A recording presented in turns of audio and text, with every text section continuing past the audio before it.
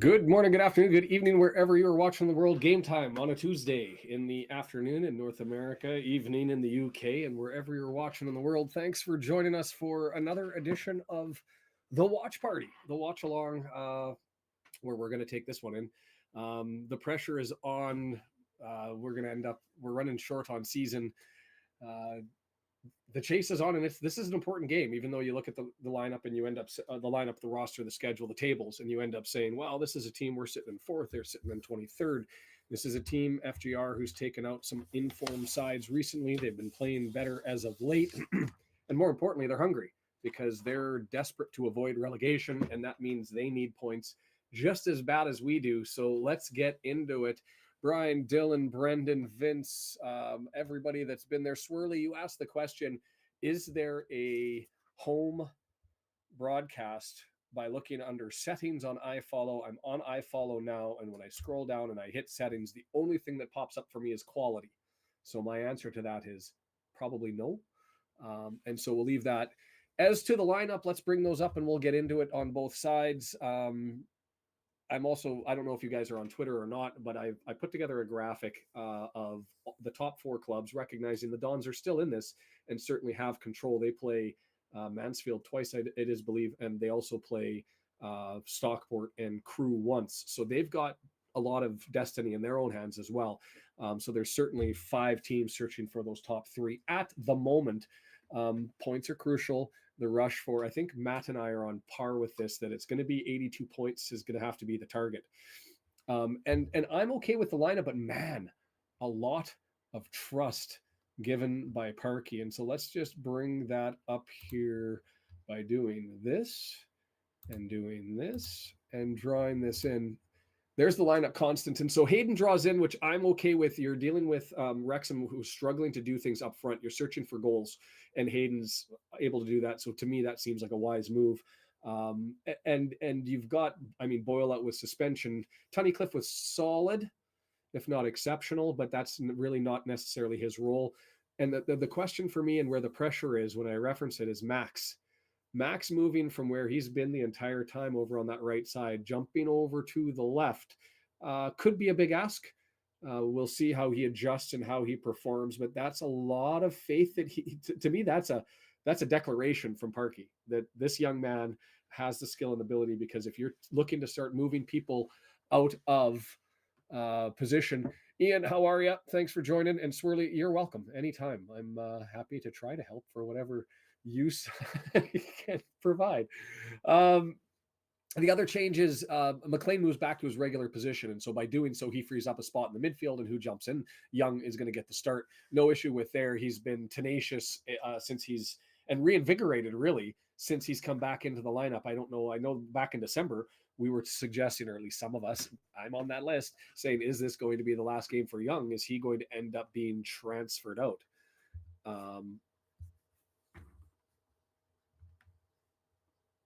I'm trying to figure out who the broadcasting, if it's only the home broadcast for you, Swirly, now, and I'll have to get back to you as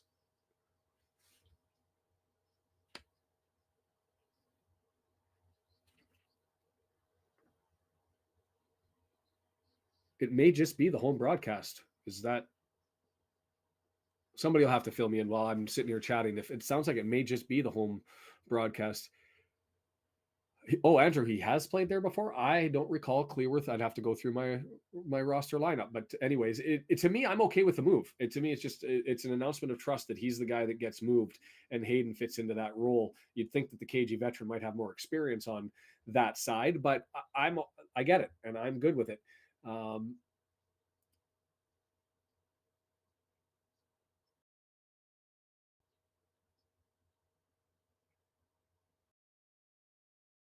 I'm trying to listen to the broadcast because 14:30 a.m.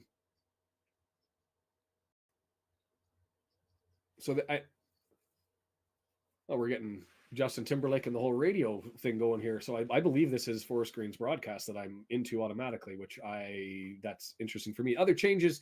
So Young's in there. McLean sits on his regular spot. And let's talk about the strikers. Let's talk about what bit us in the last game. What we've been talking about is, at least on the after 90 minutes, which I'll get into in a second, is who's going to be putting the ball in the back of the net, because that's where we've been struggling. That's awesome because I don't recall that.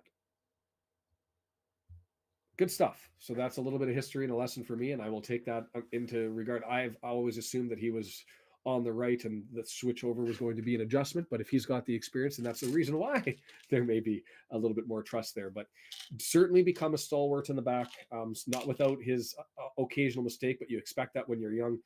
And my man Dolby has dropped. I wasn't going to get into celebratory stuff. Look, like I want Dolby to absolutely crush it, but when I'm sitting there looking at the people up front, my perfect combination, I'll be completely frank, is Mullen and Palmer. And I say that not because I think that Palmer is better than Fletcher. I think that Palmer is better at wearing down opposing sides. I like his work rate. And I like Fletcher coming in when players are tired, and that quality that he has is far more noticeable when he comes in the 60th minute. But the problem is Parky doesn't make subs in the 60th minute to have a run in that last 30. So Mullen needs to score. Somebody up front needs to score. I would like to see us build through the floor. Oh, and the flop counter doesn't seem to be working. Brendan, is that a issue on my end? That whole site's going to have to get turfed. And maybe I end up getting rid of it. Brendan, you'll have to see what happens is I'm not getting it loading up on my end, but we'll see if I can refresh it.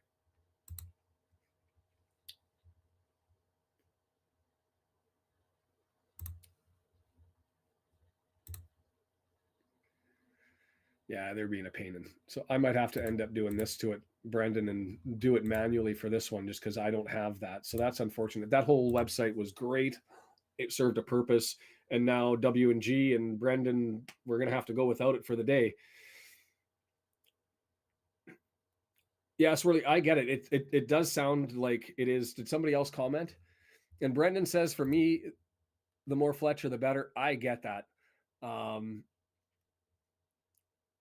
He's talented. He sees the game so well, managing minutes, all that sort of stuff. If you're worried about games, you've got Accrington, Stanley coming. You've got more competitive stuff that's later. You don't want to ever disrespect an opponent, and that's not what I'm suggesting. But if you've got a game where maybe you go with a second option that still is effective, but the reality is looking at the stats and you say to yourself, we tend to win more when Palmer and Mullen are the starting duo. Makes me think that there's some advocacy that should be shown for that. But look, at the end of the day, somebody's got to grab this by the scruff of their neck for Wrexham. We are on the path. We are lined up, and it is up to the players and up to those that are on the pitch to perform and get this across the line. And somebody can create a legacy by dragging us all the way there. And I will take it. So we've got the call for the scrappy 1-0 win by Rob. 3 points, however you get there. I don't care if it's 9-2. I don't care if it's 1-0. I just get us 3 points and let's get out a Nailsworth. I will say, you guys were talking about the jerseys beforehand, and I get a chuckle out of it, sort of. What do these jerseys look like? Do they not look like tiger stripes? And you've got a vegan club organ like set up on environmental principles. I just found it odd to have tiger stripe as their thing. Stephen Reed with the bold 13-2. Speaking of disrespect, Stephen, like I said, I don't care. A fragile talisman. Let's hope it doesn't break, but somebody's got to draw this up and figure it out and move forward. I just want to take the opportunity just to give you guys an insight. We haven't seen FGR, obviously. This game postponed. I don't think Carl's made it for the return trip, but he was planning to go there for the original and then didn't get the opportunity to go. I hope that he's there and able to do his thing. Where is my...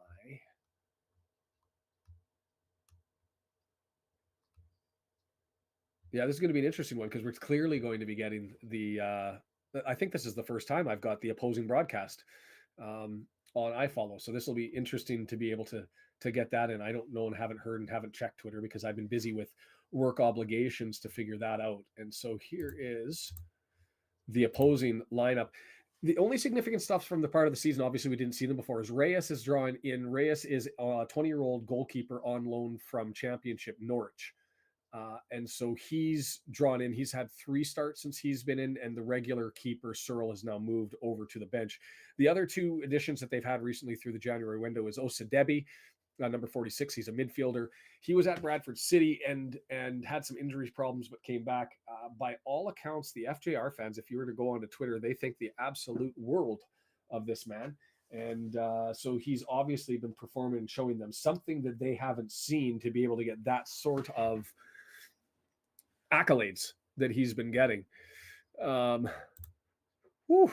Stephen with the bold. They did see, that's the issue that I have. They beat Tranmere, not necessarily that Tranmere is an exceptional club, but Tranmere was playing well at the time, right? And they've got is it 2 wins in a row or 2 out of their last 3, something like that. They've been playing well and they're hungry. A wounded animal in a corner is the last thing you want, and they're fighting for their lives to get out of relegation. And so the advantage is to try to pull this out of the way. Look, while you're here and you've been listening for a while, and if you haven't been here before, rule number 1 that I try to get everybody to do, no spoilers as we get through the game. I'll remind everybody as we go through it. Number 2, while you have the chance, hit the like button down below. Subscribe if you haven't subscribed so that you can join the chat. But hit the like button, let the algorithm gods determine that we're here and pull everybody in. And a reminder, after 90 minutes, I'm probably only going to be able to do a short time because of work commitments, but going to queue everybody up. Anticipate that a representative of Teach Me How to Wrexham is probably going to join us as well, but that'll be the local pundit. I believe Matt's going to be there. I believe Carl may draw in. Josh isn't going to be available, but I anticipate Sheldon may join us over from the watch party. So there's, or from the local pundit. So there's a bunch of different people who will be there. And more importantly, you should join and log on and show your face or your audio, because I know your voice, or I know your username, and we'll add you to the chat and have a thing. It's only delayed, Kane, because I'm receiving this through my laptop at whatever it comes in. I'm in Canada. I'm in Vancouver on the West Coast. Sometimes it comes faster. Sometimes it comes slower than others. But then I'm also reviewing that, pumping it out through my system over the internet. And so usually there is some latency. We've had it as short as like 3 seconds. We've also had it as significant as 20. That's a long time. And so I'm not taking it as a complaint. I'm just letting everybody know that it's for the people that are here. The easiest thing to do is, if you are watching on iFollow, you can go down and scroll to the bottom, and you'll see the little circle on the dot, and you can draw that back so that your time matches with mine. So that's all we ask for. Matt 1864 is here joining us. Come on, Wrexham. I'm hoping that this is a good turnout into the watch party. I'm assuming that it's a sellout of our away tickets over to FGR on a Tuesday night. And then one thing I'm going to do, if you're not on X, is I'll bring this up, and it may end up making a mess of things because I didn't really format it that well. But I put this together on Twitter. And poof, there it is. And let's bring that a little bit closer so I can actually see it. And so I don't know. I know that if you're on a phone, you're not going to be able to see any of that. But hopefully, if you're on a laptop, you might be able to see it. But I'll walk you through it. And if you are on Twitter at the Red Horde, it has this graphic here as well, so you can zoom in and zoom around. All I've done is I've taken the top 4 teams, taken all the games that they have left to play, when they play them, and who it's against. And there's a couple of interesting things to draw in as to why this game is important. Is obviously this is our makeup game, and so we want to be able to draw those. 1 point keeps us in 4th, 3 points moves us up into second. No, moves us up 1 spot, because we'll still be behind both Mansfield and Stockport, but we'll be in hunting distance. 3 points and staying at 59, running into the rest of things. The challenge is then a little bit higher and a little bit more monumental to climb. You'll notice that the next 3 games after that, Accrington, Stanley for us, Morecambe and Harrogate, that's sort of the end of the big run for us, other than it's then lower third teams or top teams, no in between. You got Tranmere in 17th, Grimsby down in 22nd, then you've got Mansfield, who's presently in 1st, Doncaster and Colchester at the bottom. I guess Crawley Town is in the middle. But it really, this next run of games is sort of a very important lead up into solidifying ourselves and where we end up going here. So you'll notice we're probably going to be fans of the teams that we've already knocked off, or not knocked off, but already played, right? Bradford City, we've already played them. They're going through everybody else. Gillingham's going through everybody else. It'll be interesting to see where we're at.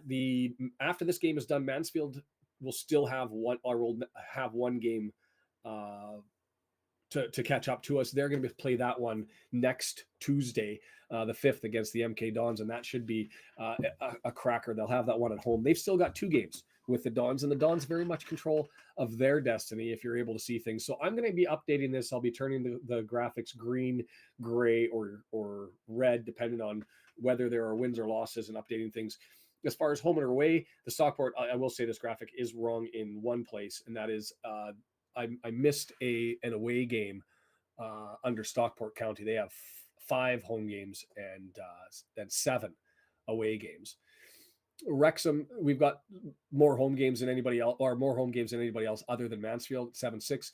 We've got more games against the top 3. We have all 3 left. Interestingly enough, Crew, Stockport, and Mansfield only have their top 4 games left against one team, us. Crew's done playing Stockport, Stockport's done playing Mansfield, and so away we go. PJ from Sydney, welcome.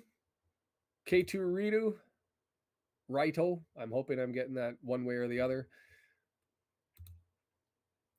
And Crew's dealt with, actually, when you look at things, it was hard to decide like who's got the easier, more difficult run in, but you look at Crew's run out, and as much as people are sort of dismissing them, you look at their line, who they've got Morecambe, Donny, Sutton. I mean, the MK Dons in 5th, but once they're done that game, that's everybody in the top 5 other than us. The Butcher is here cheering for the Vegans. Welcome. I will take FGR fans. You're always here. You're going to hear me being annoying and biased, and that's okay. I'm certainly come through this with our lens, but you're welcome to support people. Not everybody can be right? Some people just have to be wrong. So we'll dive into this one. Kickoff 12 minutes away. Go ahead and share your thoughts. Do I do a poll on score predictions?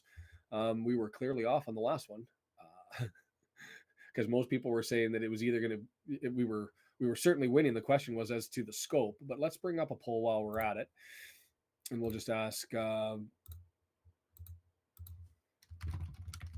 score predictions for this one.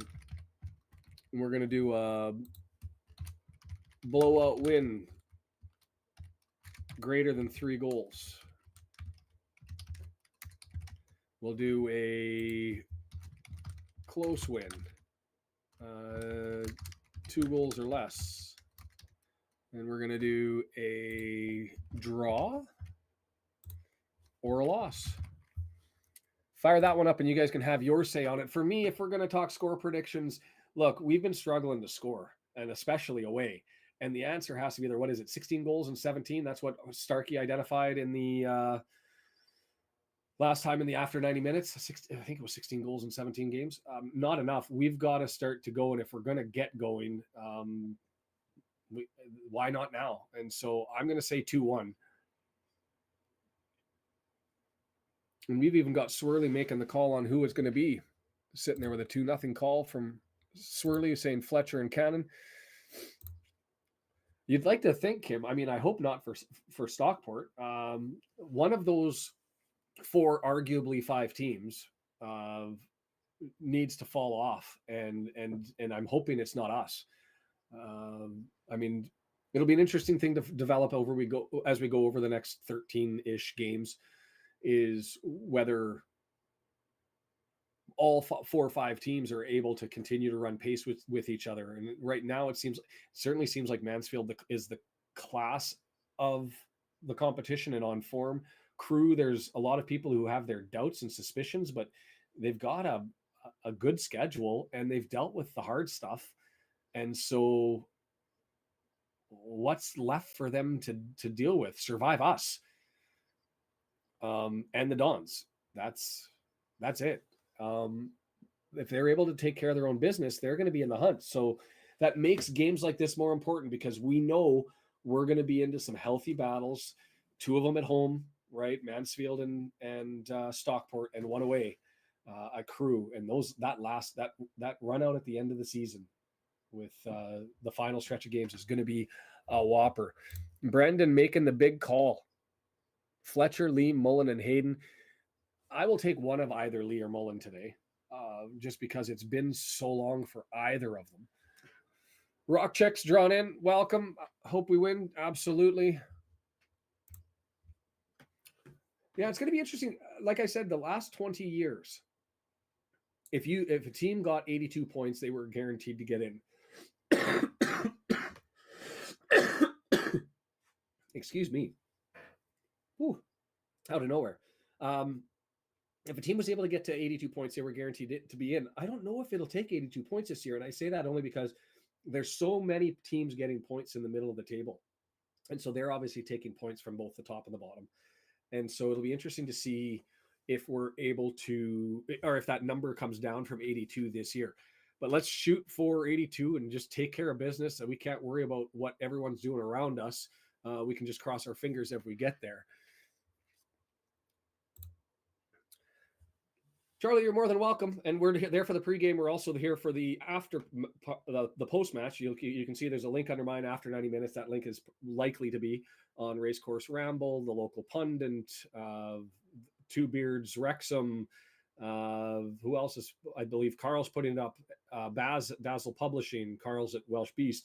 So we kind of aggregate everything, and people all join here for the after 90 minutes. That we do afterwards. And I will be here for the duration of the match unless I get an urgent phone call in which I'll be screaming at Brendan to desperately help me and jump on. So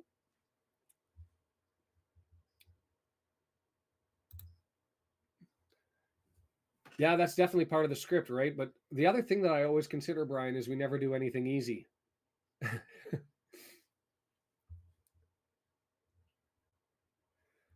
Well, 92 would get you the championship. 88 points has been the lowest that's ever been required to obtain the championship, and 50% of the time, or no, 88. I'd have to go back. I should actually review that and bring that video out of its depths with all of the stats and assess where we're at with it. Wow, Stephen, I don't know if that's. I will take that. The way I look at it is everybody brings their own skill and everybody finds something that they draw into, right? There is competition out there for the watch parties, and I'm not going to deny that there is, and that they're very capable. And it's an ally who comes on to this. Josh at the local pundit comes on here and does his thing. Everybody has who they like, right? You've got from Rob Ryan Red, tweet more chips or eat more chips, to Fearless and Demotion with the podcast. You've got Matt with the Racecourse Ramble, who I really appreciate because of his technical analysis and he doesn't pull any punches. You've got Carl Roberts, who's a little bit more out there and engaged. There's tons of creators who create stuff who people can find an attachment to. So if that's me, I will certainly take that. Brian, come on now. You're going to get us in trouble. Brian says superstition be damned. I'm not worried about it. And we're going to go on with it.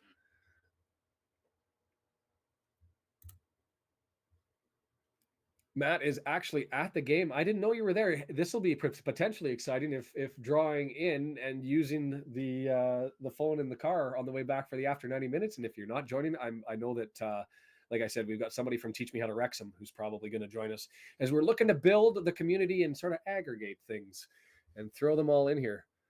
Behan for president. Brian for president, a typo. Bold. If I was to make a comment like that, I think that I'd make you guys nervous. Every time I end up saying something complimentary, they play like garbage. And when the inverse is true, they usually play really, really well. So what I'm going to say is our front third, our strike force is in form, totally dominating, crushing everything. The service that's for them, the finishing, it's delicious. And I'm just excited to watch that end up happening. Right? No, wait, was I supposed to do it the other way? I don't know. It's going to happen how it's going to happen. Enjoy your vegan burger. Vegan burger and your tiger stripes in front of you. It isn't. I wasn't anticipating. I looked at the statistics, obviously, at the year, and the numbers, it can only tell you so much. But you look at things, and there's usually a massive divide between, say, the top six, top five, top six, and then the remainder that's kind of sneak into the playoffs and get their chance. And then once you get to like 15th, 16th, historically, it's a long drop off. And that's sort of what I'm keeping it with. The white jersey was being lucky. Now it's not. Then it became the black jersey, and then they've lost. I mean, I'm just going to rotate what makes me look good on the day, if anything. and go with it. But I'm with you. I needed to see Palmer on the bench and not Dalby. I hope that Palmer comes in. The only thing is Palmer coming in as a sub is not really his role, right? He's a wear you down type guy. He's a contribute with possession type guy. We'll see how he ends up being able to perform in that role. Again, who knows what's going to happen? We've had games that have been ugly with hoofball. The last 2 or 3, starting with maybe the Bradford City game, we've started to develop things through the midfield and on the floor a lot better. And we've looked so much more clinical in the back end and midfield. And a part of that is EOC taking over in the middle. He's found a role, and that's a lesson to me because I was critical of him. I was wrong. He's been filling in exceptionally well, and his ability with the ball on the floor to push it forward or to find the midfielders necessary to move the ball forward has been helpful. The problem that we've been having is we've been just off with our passes, just off with our crosses. And one thing that I do want to say about Young starting is I hope that he's taking all of the corners. I love Elliot Lee, the white Pele, but I don't want him taking any more corners. Please.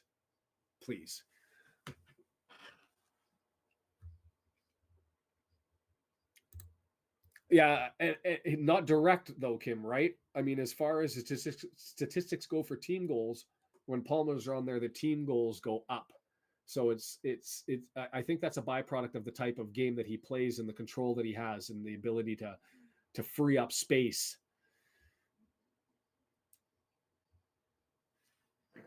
Uh-oh. I have upset Andrew.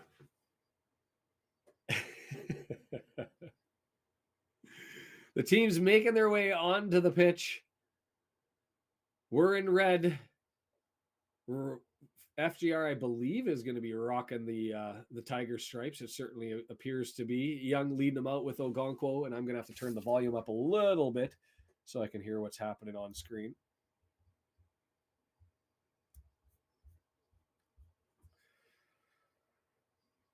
I went through everybody. Other lineup changes. I'm going to get the lineup scrolling here. Doige is a player who's rejoined FGR. He was previously in the Scottish Prem with Hibernian and then on loan to, I'm going to get it wrong because I didn't write it and I can't even read my own writing. So I'm going by mental recollection. Starts with a K. Kilmarnock. No, that's not right. Kilmarnock. I've got it wrong, but he was with Hibernian and he's come over. Osadebe, I've already talked about. For them, they are missing, and not Bernard is on the bench. He's 5th in their minutes all time over the season, and Stevens and Daniels are 2 players who I assume are injured, not making the lineup full stop for them. So they're a little bit banged up too, but they've also got some reinforcements too. The question will be, what happens when Marriott coming off the bench with Palmer? That will be interesting to see. We'll see if they end up coming together or not. And then we've got Barney on the wing, not Bolton. To me, Barnett's consistent. And that nutmeg that he had when he served Palmer on what should have been a penalty in that last match was glorious. Kilmarnock. And I probably mispronounced that anyway, just like I do Norwich every time I talk about it.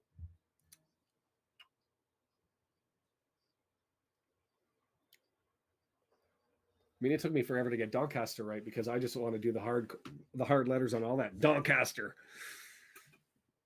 To be fair, did they come out with their reds? I saw reds and then I was like, but are they wearing these and they're taking them off? But I'm 95% confident that they were wearing the reds.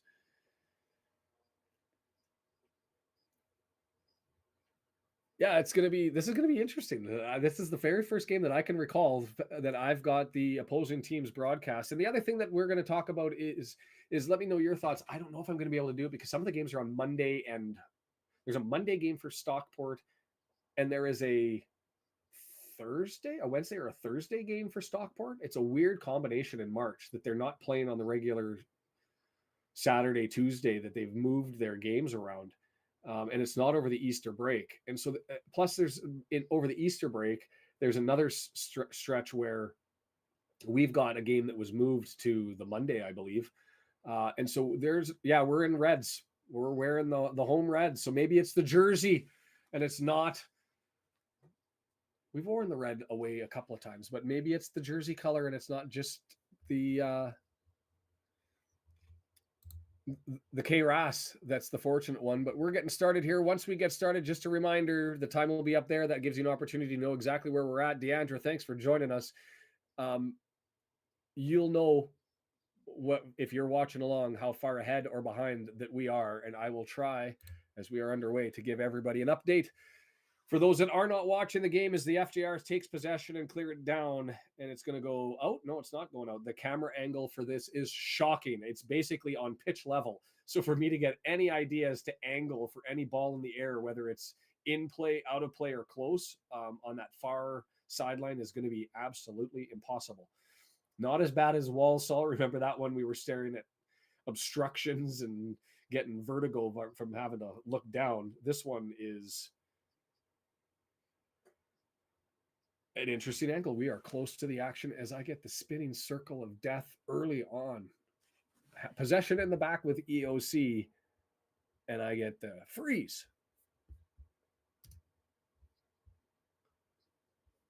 And I'm 45 seconds behind. Come on now.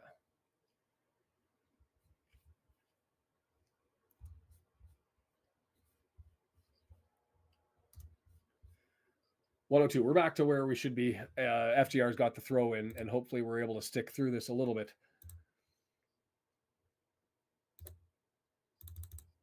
Oh, I'm going the wrong way with the seconds. Oh, my word. This is going to be painful. And Brendan, you may end up having to join if I'm going to end up with the circle of death the entire time through. I will bring it up on my phone, 114. So we'll give it a little bit of time and see where we're going. Brendan's saying this camera is far worse, and it may very well be. You guys will have to let me know how your coverage is going. I guess they don't pay the internet in Nailsworth and can't get the proper stream out. I don't know what this is all about because I don't get this sort of thing that often. When we get another break, I'll try a refresh, but I'm about 10 seconds behind where I'm at here with my clock. So we'll start. So I know that you guys are going to have some supreme latency as the ball just battled around in the midfield, and it looks like headed out of play for a Wrexham throw.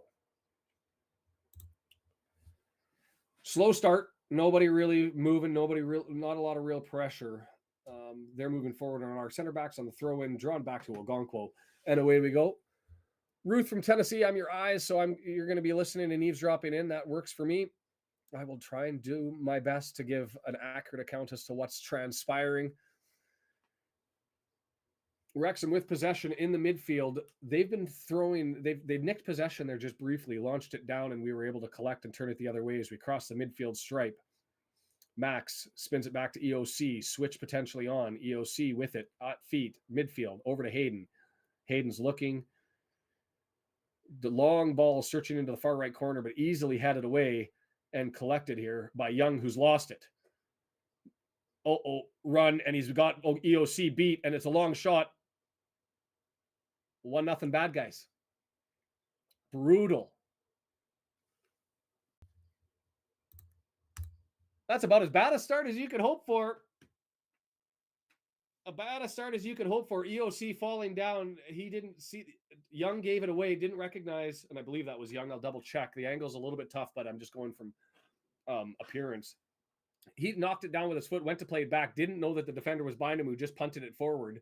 One touch, and then passed around. And EOC, I don't know why he's not on his horse getting back, but once he got around to the backside of EOC, he had a free run in on Arthur. Nothing he could do there. Came out to challenge. And yeah, that was Young. So Young with a little bit of a lazy touch potentially. EOC blowing a tire. He just had no giddy up. He had no giddy up.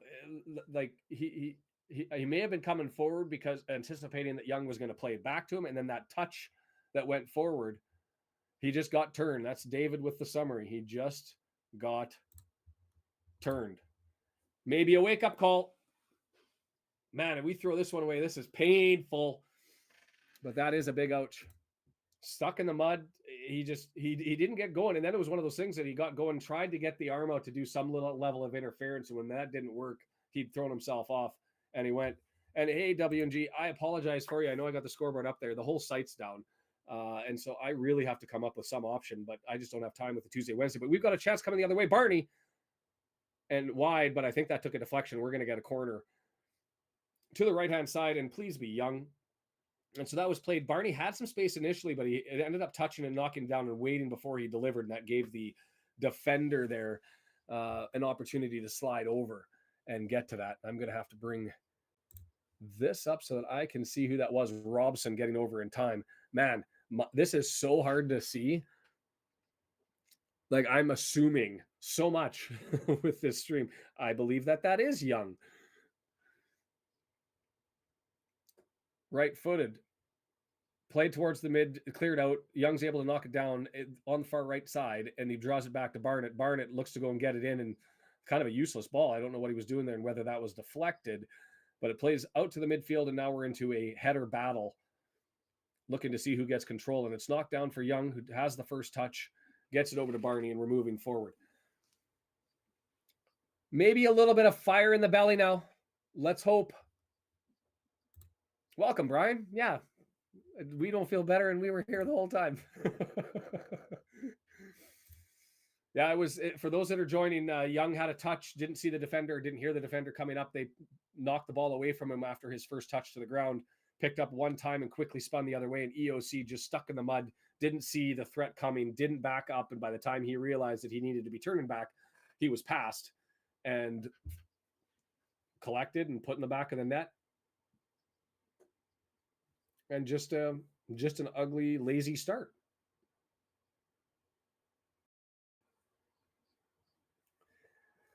Wrexham with it. Long shot. Screamer from distance. That would have been like 35 feet out by Young. Missed far to the right. So an interesting selection. Was it even, might have even been 40. 2 touch forward and then punted, and the goalkeeper doesn't even move under the threat of that one.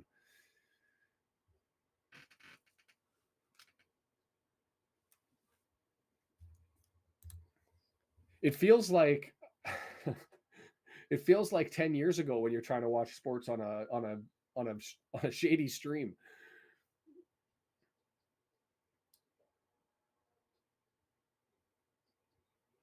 Bring up the FOTMOB stats, even though I don't really want to see them at the moment. So FJR able to earn a throw in just on our side of the midfield stripe. Man, what a garbage start. 73% possession. Yay. We're pulling Notts County here. 2 shots, none on target. We were, remember last game, 8 shots, 0 on target in the first half. And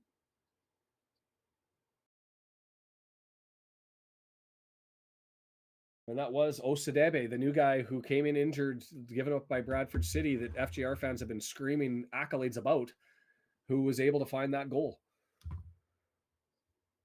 And so I will say it has been us coming at him. But so far, nothing in the final third. Long hoofball from the midfield stripe, easily collected. No, knocked down, still loose, freed out of his hands, and the ref blows it down. That was a boot from Fletcher out of the goalkeeper's hands. 3 Forest Green players down. I don't know what happened to the guy behind. The keeper's obviously, they got bumped in the belly by.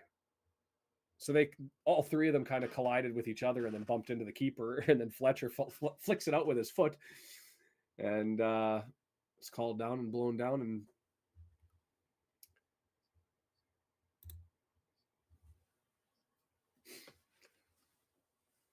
always the ray of sunshine, Andrew. Saying the problem is we need to score twice, and we've only done that 3 times away this year.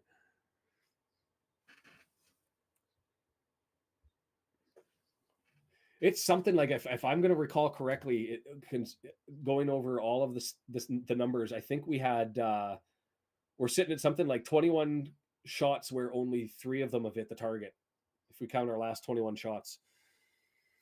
So Wrexham throws, that one goes out of bounds, and we're going to have that just inside their half, and we're going to throw it back and set it up with the center backs, that's Max over on the left-hand side, sliding it over to EOC.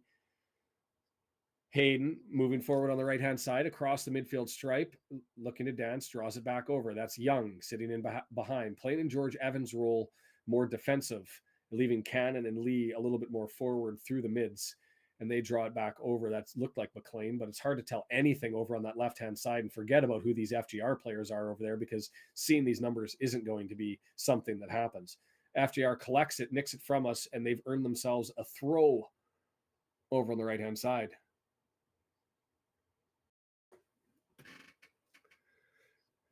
"55 yards, 40 yards. Was it 55? I think it was 40, but far enough away that it certainly would have been a wonder shot if it would have gone in.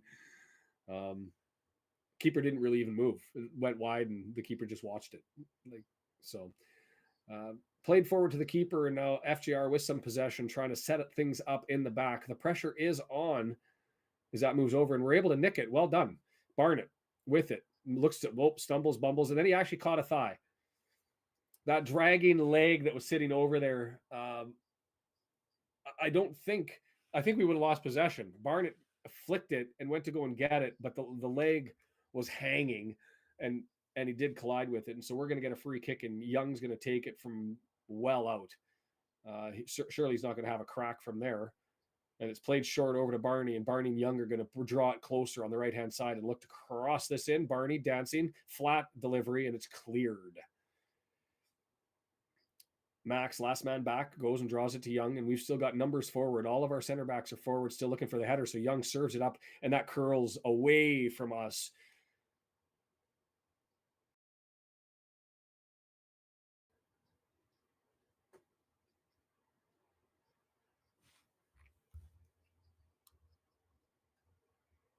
Yeah, they're certainly backing up now, aren't they? This may be one of those games where we're going to get lots of possession and try to sniff around. And what they're going to ask us of the questions is, can we do something in the final third?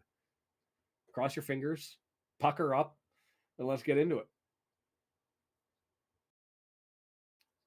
67%.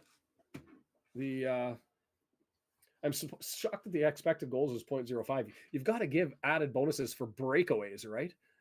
Oh, let's not get so down, Stephen. We can do this. We can do this. Lots of time left. And hopefully this isn't a stream where you guys get to watch me get more and more depressed and frustrated as the game goes on. 12 minutes through, in the backs, forwarded forward on the left-hand side, trying to get it to McLean, and it gets nicked, and FGR has it, and they push it forward and just basically hoof it. It's starting to develop already like you'd expect with 20 minutes, 30 minutes left, where one team's looking to move it forward, and the other team's just happy to thump it out of their area. EOC with possession in the center backs, looking to draw things up, draws it over to Max on the left-hand side. Max going on a run. Draws it over, and I believe that's McLean. Gets it back, and I think that's Lee. Man, this is pixelated. Hayden over to the right-hand side. I know better what's happening on this side, and that's Barnett down to Young, and it hits a defender and goes out. So we'll get a throw in from well out. Oh, we didn't get the throw. I thought that hit the defender, but it didn't, I guess. And FGR is going to get the throw in. Isn't that fascinating? Just fascinating.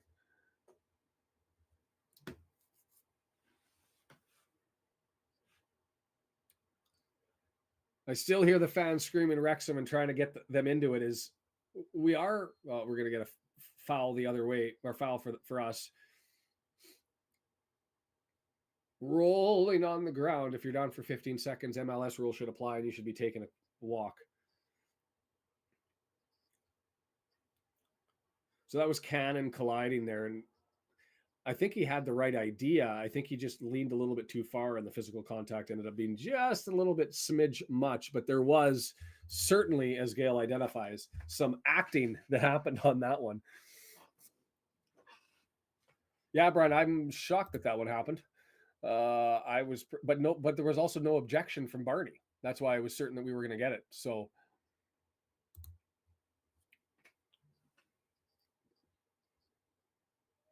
I'll tell you, every ball that's come forward from FGR has looked absolute garbage.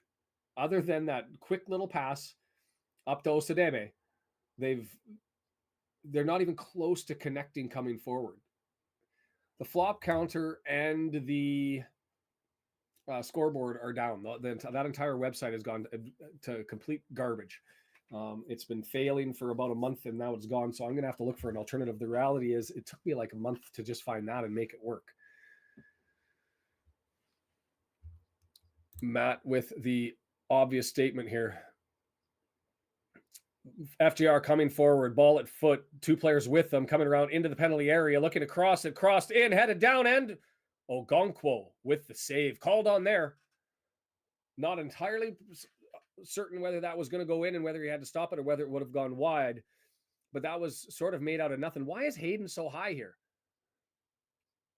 Like, why? They had possession and Hayden still gets beat back the line, completely misjudged. No, that was a good save by Okonkwo on a short one. Flop counter withdrawal symptoms. You just have to scream it into the chat, Brendan. What do we call that? FCWS.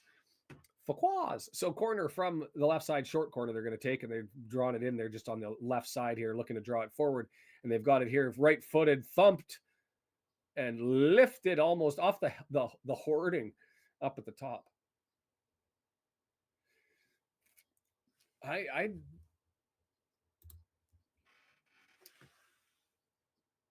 Was that deflected? No, just off the hoarding at the top of the stadium in the back. Like that's the hoarding's not that high, but that was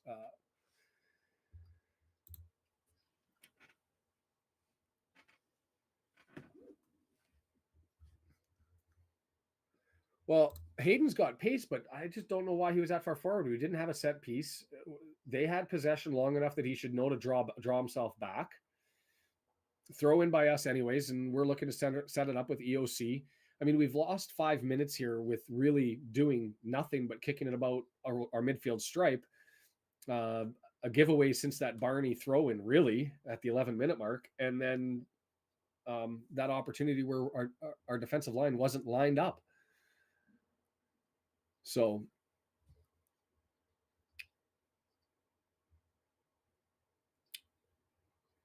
Wrexham with an opportunity, cleared in, banged around. Man, so many green jerseys in the box right now. We're going to be called upon to do something as they've just brought everybody back. And it's Lee and McLean, and we've got 5 bodies swimming around on the left-hand side. Cannon, long service over to the right-hand side to Barney, but it gets headed away, and FGR collects it, and they're looking to go on a run. The counter-attack is on. Luke Young trying to chase him down. Man, this guy's quicker than Young with the ball. Gets it all the way over into the corner, and it's going to go for a corner, isn't it? Poorly played by Young, because I think that he could have just defended that a little bit better in that last touch, and then he had to panic to try and preserve it and couldn't. And so it's going to go for a free corner, as that was Robson screaming down the left-hand side. Not a guy who looks like he has a lot of pace, and Young just couldn't keep up with him and had to mass scramble as he got into the back.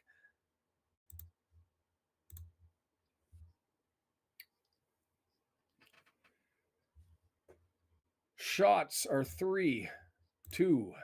Still waiting for our first on target. That's 3 on target in our last 22 shots, if you're counting, and assuming I'm correct from my recollection. Take in their time, and now we get the whistle for some pushing and shoving, slowing the game down at the 18th minute. Thing is, and everybody's talked about this, Swirly, is Davis is a Lee replacement. And so him coming back to play in the back, I don't know whether that's his strong suit. To me, if you're going to do something like that, I think you have to do a double sub, and you've got to bring Mendy and move McLean into the middle. So we clear it out of bounds, just a safe play to give FGR the throw. Less confident as the seconds tick away, still early, but really nothing threatening as stalling and the time ticks away. Still with it. The fans are already from Wrexham getting on. The Wrexham fans appear to be on the camera side just to the left. So you're able to see and hear them getting upset as this one gets delayed, but it's in play now. FGR drew it all the way back to the center backs, moved it forward, and now a bad touch and it goes forward. unless they beat us by running at us, they haven't looked like they've been able to connect anything. The problem is our back line. Hayden got beat once. EOC got beat on the goal. It's just happening.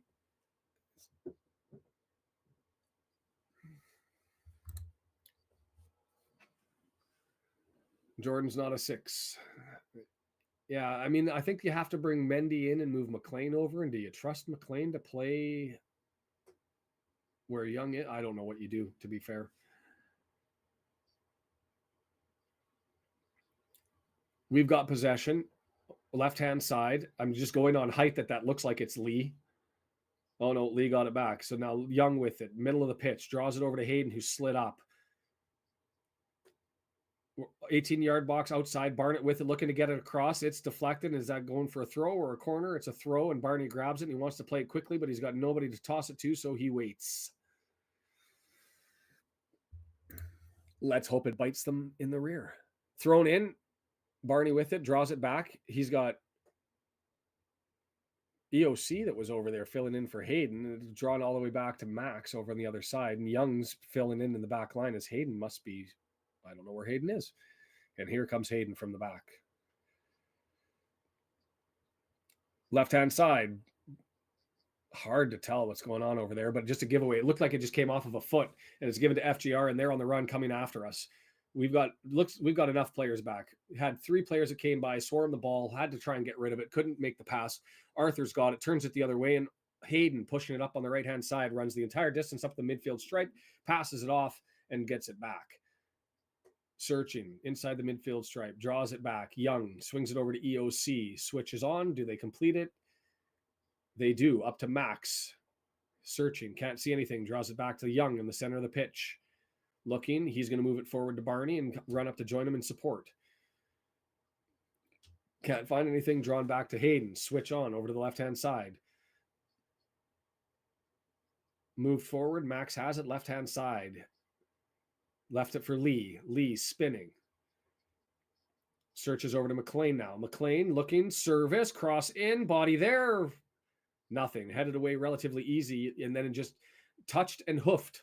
And that's what FGR seems to be doing, is it's like icing the puck in hockey. They're just collecting it and hammering it down the field, and we have to come forward with them, and they're happy to take their shape, take their form, and just allow us to, right now, look like Notts County bashing it around in the center backs between the left and the right before we end up finding something optimal. Let's go here. McLean now with it, left-hand side, draws it back. That looks like Lee. Whoa, that's a horrible, what the... McLean's ball from the left-hand side all the way out of play, a far post. Nobody could make a play on it. And so we give possession. And Reyes, the keeper, taking his time, walking to the spot, setting it down. We'll take some time. 71% possession, 29%. Expected goals, atrocious. No shots on target yet. We're 22 minutes in.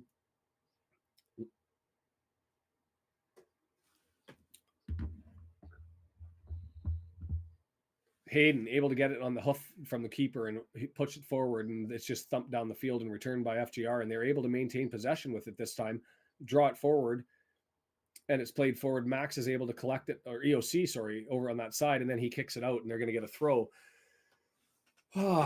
Just outside, extend the 18-yard penalty area, and that's where the throw-in is going to be from the right-hand side.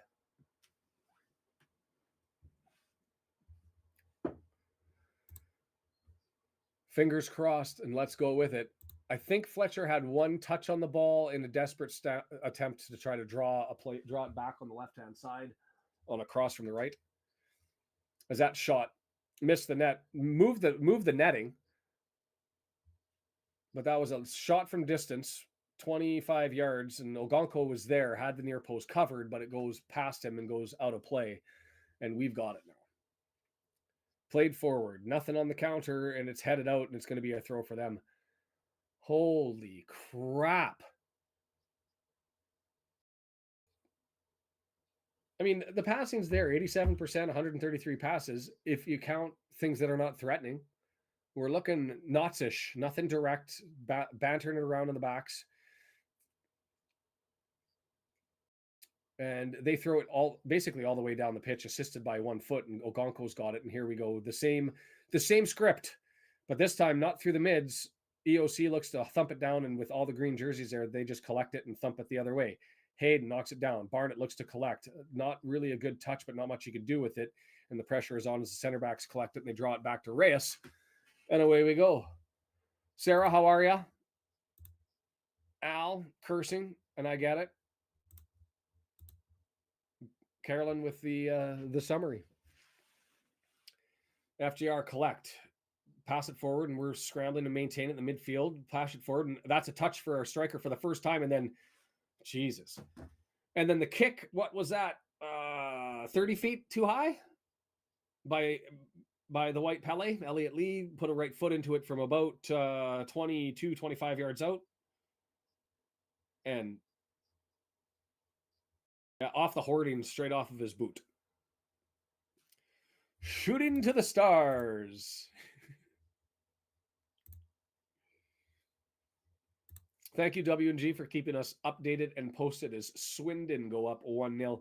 That out-of-town scoreboard not really that exciting today, with nobody who's really in it at the moment, at least as far as the auto promotions and our competition at the moment, I should say. Although you start to lose these games and you wonder what the hell's going to happen for the rest of the season. Wensley, bad touch by Young. A touchdown, and then he went to go and try and play it back to EOC and didn't see the defender coming, nicked it away, pushed it forward, and EOC, who was coming forward to take the pass, left out of position, tried to stop and turn and go the other way, and couldn't keep up with Osadebe, who had the burners to get around him. He tried to grab him and pull him, couldn't, fell to the ground, and Osadebe just walked in alone and potted it on the right-hand side. As FGR gets into the 18-yard box, here they come with some pressure. That's a flick into the air. It's dangerous. Headed away again. Yikes, dangerous ball there on sort of a scoop flip chip into the middle of the area. And we've got possession, and maybe with all the numbers forward, we come on a counter here as Elliott's got it. He's got Fletcher up to his right, doesn't get to him. Instead, he draws it over to the left and puts it out of play.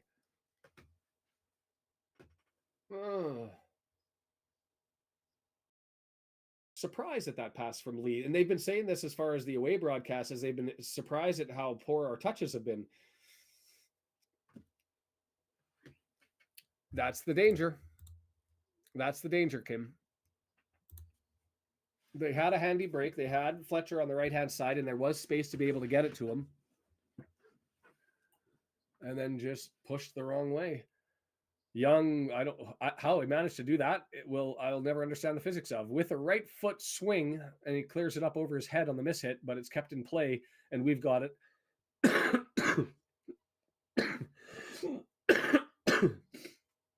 Fletcher with a quick touch, stumble bumble, lost it, and FGR collect it.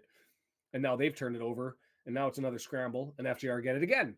And they're on a run now, 4 players running forward. We've got 6 back, but still looking threatening as they come forward. Nice little interplay by FGR on the right-hand side as they continue to just dance through us. And now we've nicked it, and stripped eventually. And then a bad touch over there in the corner as Max just kicks it out and gives him a throw.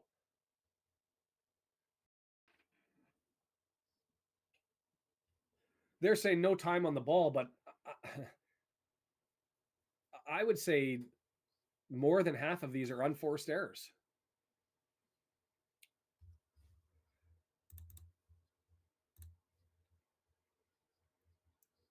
Unforced errors.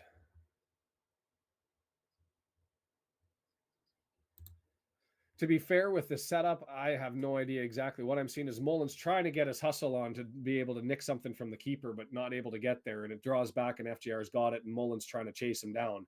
Over to the left-hand side, lots of space for FGR in their own half, and they clear it forward with a long hoofball looking for their forward. It does look like they're now a 5-4-1, just with the one body forward. Well,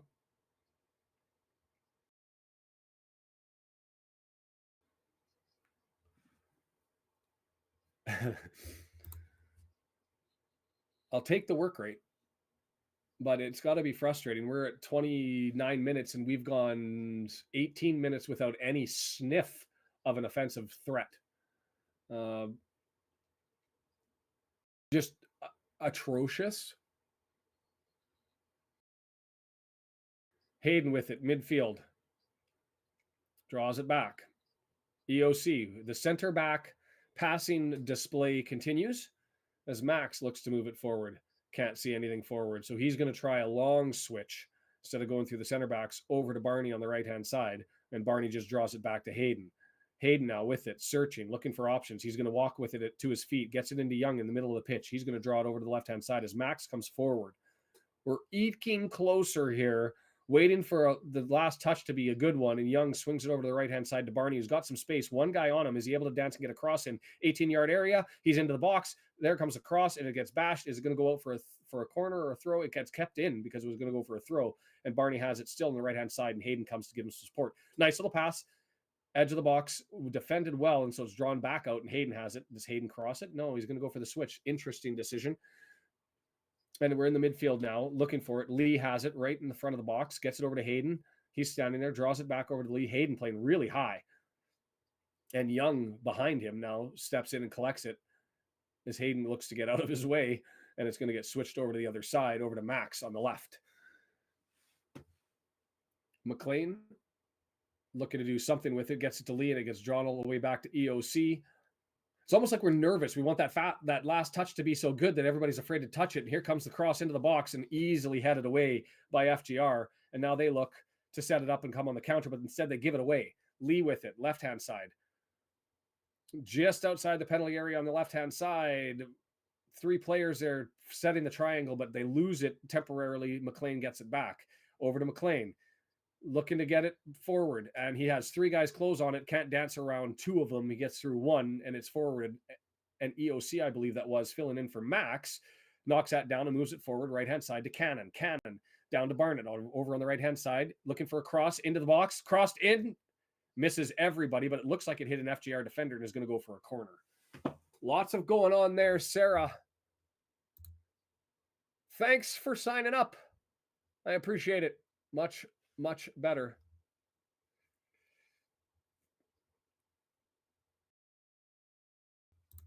I don't care.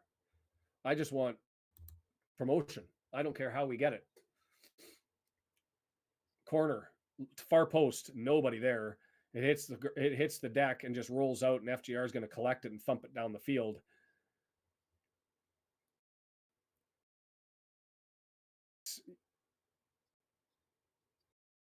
Sitting back there to collect it, and he's going to move it forward as we all reposition ourselves after a fairly useless cross on that one.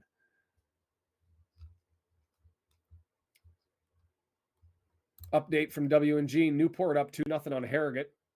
Somewhat helpful, Harrogate being a team that sniffed around for playoffs. Better, it's still just nervy. It's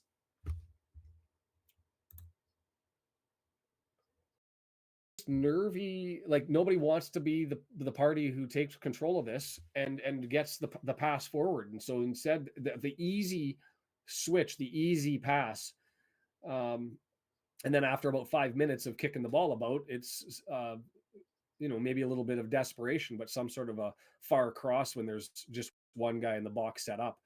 We're just not connecting. As that's moved forward, right-hand side, given to run onto. Is that Mullen who's run onto it? Well done, drawn back to Barney, but now we've got nobody forward. Mullen says, give it back, and it doesn't. Instead, it goes into the middle of the pitch, and Young pumps it over to, I believe that's EOC running forward now on the left-hand side and draws it forward to, I believe that's McLean. Lee? McLean? No, it was Max all the way forward. And he's lost it, and FGR now on the counter, but Max able to interfere enough to draw it backwards and allow our defense to set, and then a missed touch by them, and that should be a throw. Giveaways by both sides.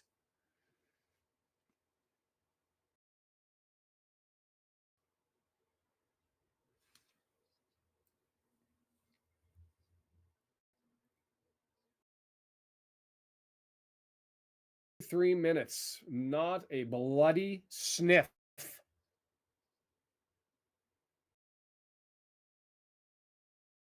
Just allergic to the goal. We don't want to be anywhere near the damn thing.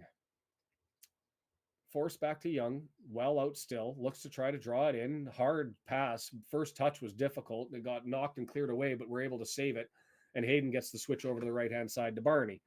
Barney looking for it. You need to get some pace. Mendy and Bolton have to be able to take some guys on, because right now we're looking for working in the wings and crossing, and it's not working.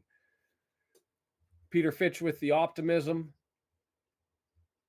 And we've got Gale with Max has improved, but he never anticipates and proactively positionally defends against players. Wrexham, more possession, eking forward, getting close to the 18-yard box, and then a missed touch, and it's knocked back, but it's able to be collected again, and we recycle. McLean with it, looking to get it in. Cross, it's up, it's down, and Barney whiffs on it. How did he do that? Like, he literally got it off the bottom of his foot, and it just goes harmlessly 6 feet to the right.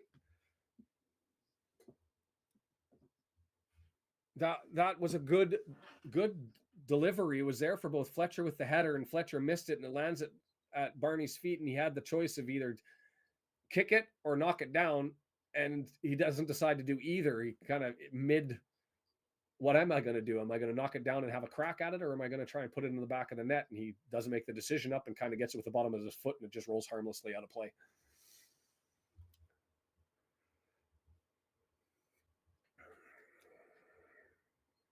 Free kick to us on a drag down, little bit of an assisted flop on there, but there was certainly a hand on the shoulder to pull him down. And we come forward again, 73%. We are now sitting at 5 shots without anything on target. Oh, sorry.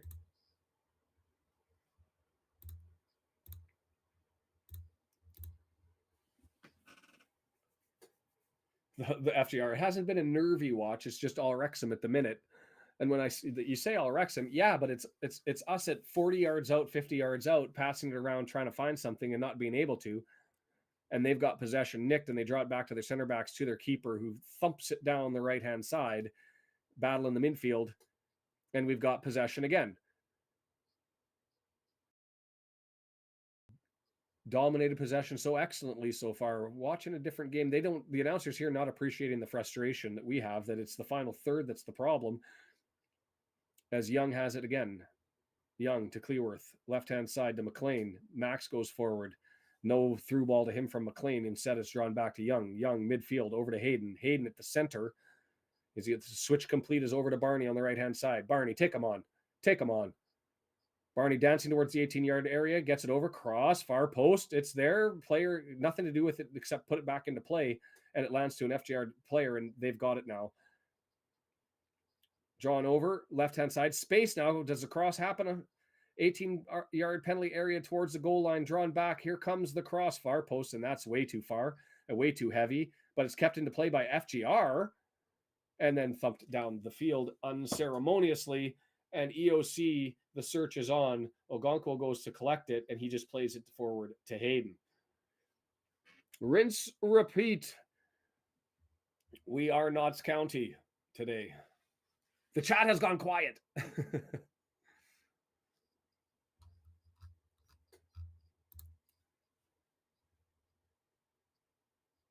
It's something has to happen up front, and I don't know what the magic is. We're just not connecting. I would suggest that we need to have a little bit more pace and somebody who can put them under threat of dancing around them. Like, Barney has the position with his ball skill, but not really with the pace as much as Bolton. And do you take... Oh, it's there! And Cannon whiffs on it.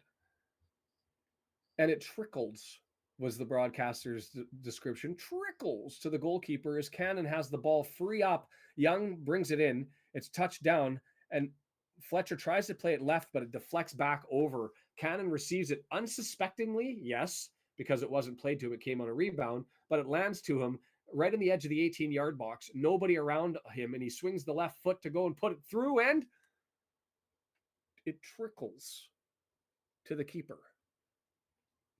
The fog or the rain or whatever, the mist that we're watching,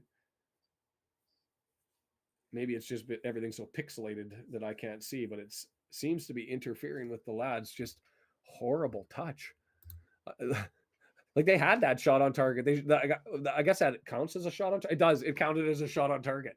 But that was as slow a shot on target as you could ever get.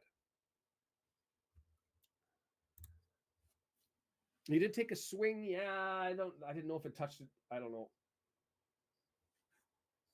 Fog or mist, they're talking about it too. So they're talking about getting it, whether it's getting thicker and that it's fog. I thought it could be just be the broadcast, but now I see that it's actually rolling in. You can see the weather conditions getting gloomy and dark.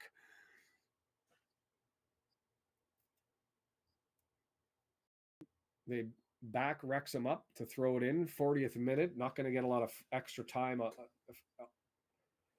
in this half as it's thrown in, and Wrexham's able to get the header and knock it forward, but they just clear it down.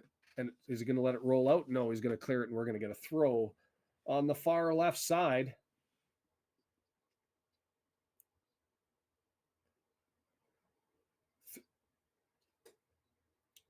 Thrown in.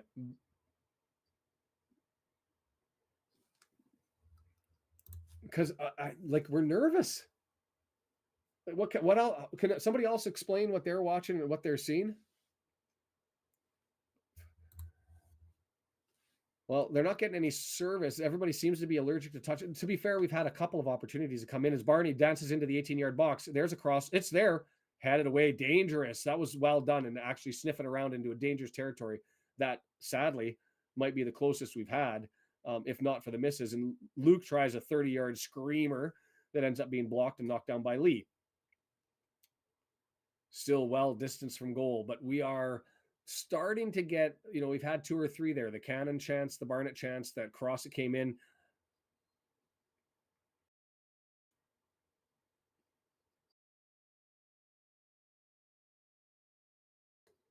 They're saying that was a red card in rugby, which I don't like. The keeper came forward. Fletcher was already horizontal. He was going for the header. This is a long kick, and I think it's McLean who does the cross from the far left. And it gets up there, and Fletcher goes for it, and he clatters into the defender while he's basically through the air like Superman. And after colliding with the defender, he connects with the keeper.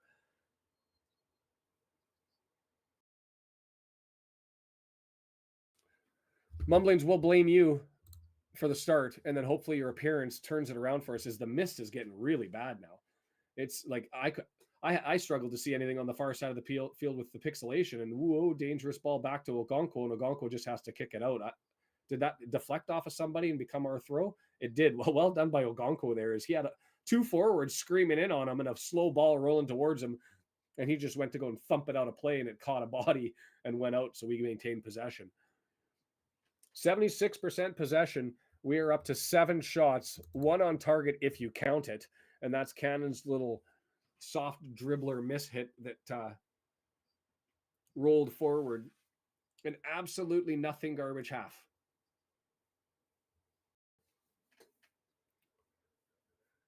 Michael Smith with the statement there. Recent form does not suggest to me it will come. Something has to give here. And here's the problem. You have a game that is this scrambly and struggling to be able to find form in the final third. We've got possession all over the place. What does this game scream for? Is for somebody to come on and grab a hold of it. And if it's not going to be the 11 on the pitch, somebody else. Young draws it forward. Barney into the box, cross into the playing area, and Lee not able to get it. Knocked down. Fletcher with the volley shot, misses it and draws it 6 feet right. So dangerous territory, completely mishit by Fletcher, and it rolls harmlessly out of play here. Crossed in, Lee looking to try and get a foot to it. I think that was a mishit, to be fair. I think he was trying to get a shot on it. Lee was. Flicked it up in the air, and it came looping down for Fletcher to make a play on it. And Fletcher goes for the full volley with the left foot, and he pumps it out. Peter's got ADHD and he's cheering and trying. Hey, I am all for trying to find some optimism in a melee of ugly and mess, as we are up to 9 shots with a little tiny pitter pat on target.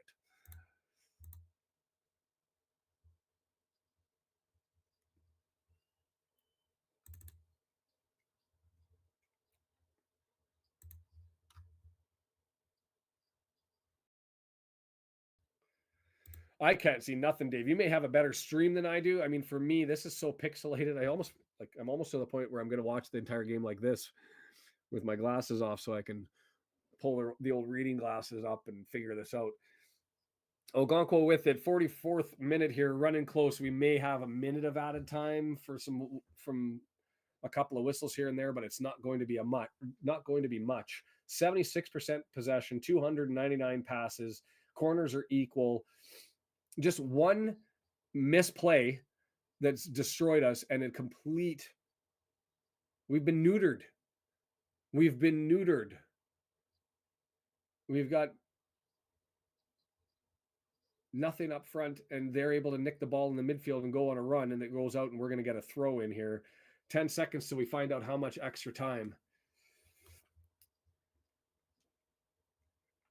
I can't even imagine, Brian, a zoom button on this thing because of how close we are to everything. 2 minutes of added time as FGR is able to nick it away, and they come forward. 3 bodies. We've got defenders back. Hayden plays it over to Young, and we've got possession. Let's get something here. Desperate in the end. Somebody grab the damn game by the scruff of the neck and say it's yours and make a play. Young with it, right side.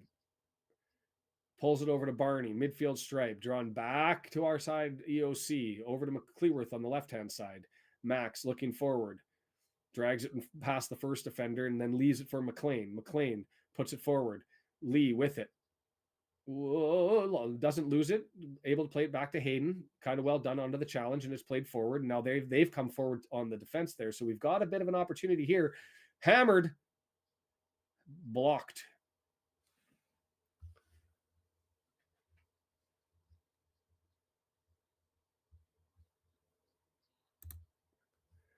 Something through the middle, some play to get around a defender.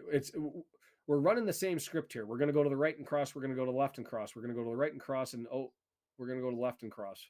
So now we're on the left to cross, and it's knocked out of play, and we're going to get a throw in here. Oh, they're going to get a throw to them. I thought that bounced off of them, but they're saying that McLean had a touch on the way out. So now we're cheering. And we're cheering for the weather because of how ugly we've looked. As the fog rolls in on a dreary, dark night where Wrexham shows up toothless. Barnett with it. 7 minutes until the 2-minute time whistle blows. They'll probably allow this opportunity to go as we've got it. Whistles start to eke out from the crowd, and he lets it roll. And so they just blow the whistle. What the flying expletive was that? Tell me there was a worse one. Oh, what do I say about that? What do I say about that performance? I say that you're going to have an opportunity to vent after 90 minutes. We'll jump on after this one and set up the game against Accrington with, hopefully, one hopes, some form of paint stripping, sub-necessary. So let's change the poll up here, and let's play games with the subs, assuming this isn't what Parkey will do, because we know Parkey is not going to make a sub till the earliest, the 65th minute, likely the 70th minute. Mullen is on. So I don't know, Scott, are you saying you'd take him off? That's how bad the half has been that we haven't even recognized that Mullen's on the pitch. And to be fair, other than doing some dog work early on, he's been nowhere to be found. Fletcher at least had a miss. So do you not do a warm-up and you just set them all out there to line it up and take shots at the goal? But I'm going to try and bring up a poll here, and let's think of some options for this as to, like, what do you do? Let's end this one as people thought it's going to be a close win when the game started. And Deandra with well, that sucked donkey balls. Probably the best way to sum that one up. But as I'm typing this one out, let's just say start a poll.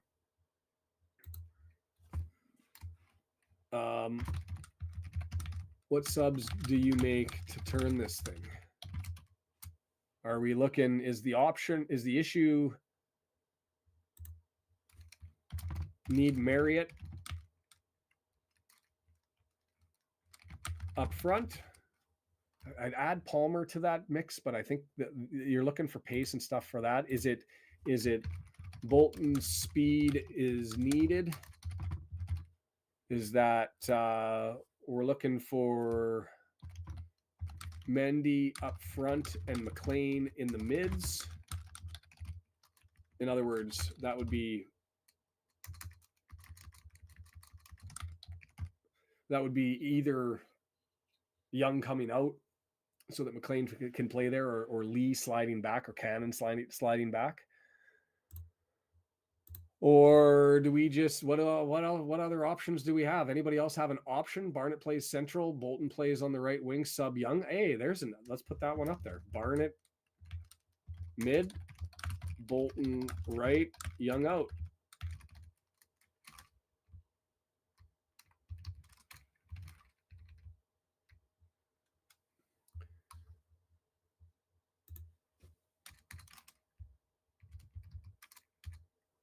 And let's put that one up there and start the Tozer as a 6. Andrew, desperation. We'll put that one up there for a little bit of fun as we play manager with limited options. I don't even know, like, I was optimistic in the first 15 minutes because of the possession, and I thought we're going to be able to figure this out and sniff it around. They have 4 shots, 2 on target. We had 10 shots, 1 on target, and that 1 on target is the softest shot that has ever reached target and been registered in the history of the EFL, I'm sure. Like I think the goalkeeper actually stopped it with one hand. The passing accuracy, hey, statistically, we look like we're dominating, crushing the crap out of this game, but there's just nothing sniffing around as a threat. And when it does, we had 3 potential threats there. You had Barney, who there was the header that came over from McLean. Fletcher went up to go and get the header. He missed it by 2 inches. It hits the ground. And it's either you have to make that election. I get that it's in short order, but you're either thumping the ball on a volley or you're knocking it down and making a play on it. And he got caught up. Which one do I want to do? So it wasn't a volley and it wasn't knocking it down. It was sort of a pooch forward and it rolled over to the right.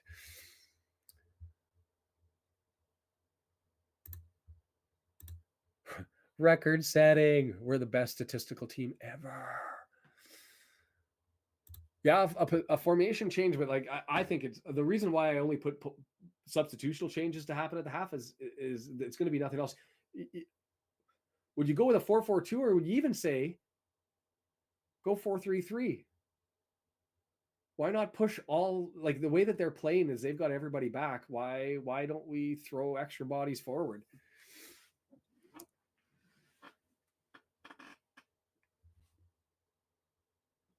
And you've got 88%, I've got 89%. We've got to have early subs. If this is going to be Parky waiting till the 68th minute, 70th minute, having the subs.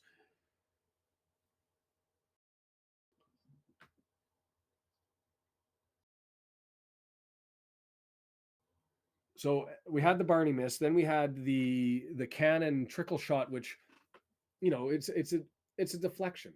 The ball comes in, Fletcher knocks it down. He goes to play it to his left, and it ends up getting deflected off of an FGR player.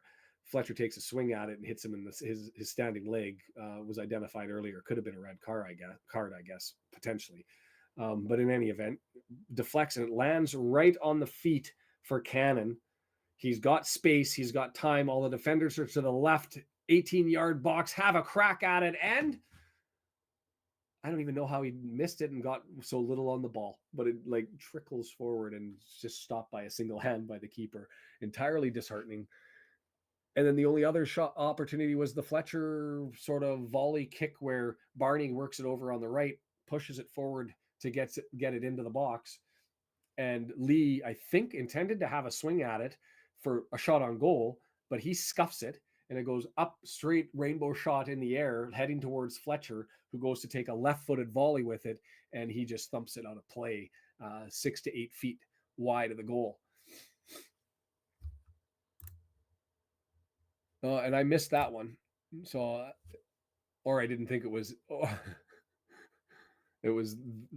I mean, as bad as the chances were, you had the young screamer, you had the Lee 35 foot in the above the net.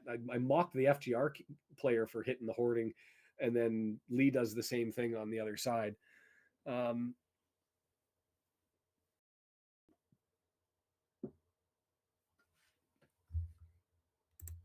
Yeah, and I get that. It's sort of the same situation as Cannon, right? Is it deflected to him, and you're like, oh, what am I doing? And then you're like, have a crack, and by then it's too late. Same thing with Barney. He's got to make that election instantaneously of I'm either thumping the shit out of it or I'm knocking it down and doing something with it. And he had the yips. The brain was screaming, and the feet weren't coordinated. You know what, Davison for Lee? Let's do that early. That's what he's there for. And to be fair, when Davis is on there, I've said this before, I don't consider him to have the quality that Lee has, but he always stirs the drink. And so I'm up for stirring the drink. I don't think so. O'Connor, Evans, Jones. I know that they've said, and Humphrey said this on the Fearless and Devotion podcast. If you haven't watched that podcast, it's worth watching because he gives some good insight into things. But he talked about Mullen being managed a little bit because of some knocks, and so that's why he's been in and out of the lineup as it was. Oh God.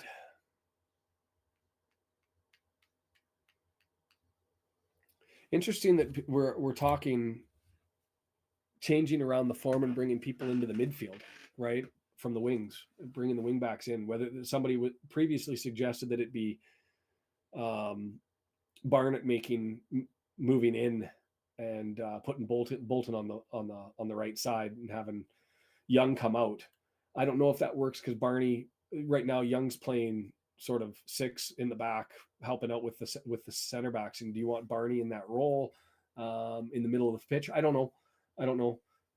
But here you've got another suggestion of bringing Davis in for Lee and then bring Bolton on for Cannon at halftime. And having Bolton having to run up front in the mids on the right side, working with Barney to try and see what they can get.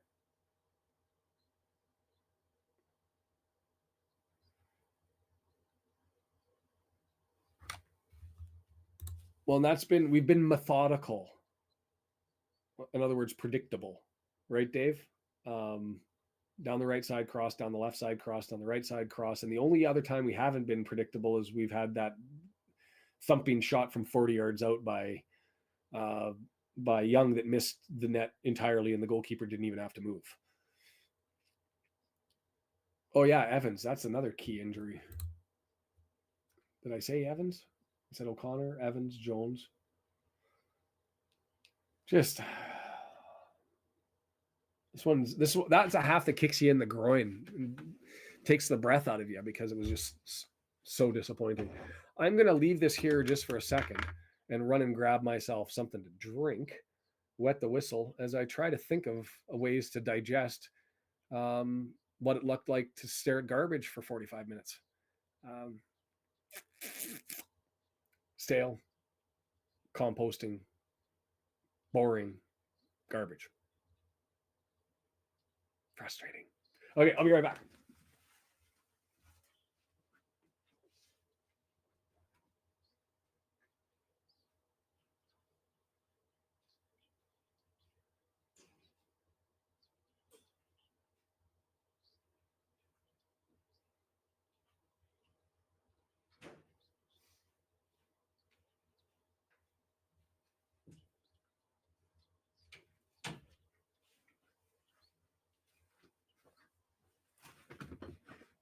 Other ways to turn this around. What do we need? Somebody to go sit in the bog for 45 minutes? If anybody's a volunteer, feel free to grab your iPad, your phone, your laptop, whatever you need, and take it over there. Take one for the team or take 2 for the team, however you want to get it.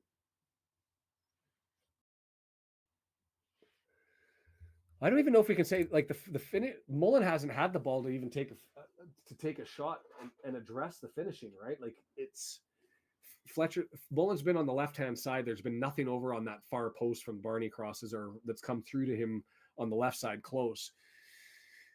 It's been Fletcher sniffing around. It's been Cannon with the chance. It's when Barney had an opportunity that came to him off of that long crossover, and that's it.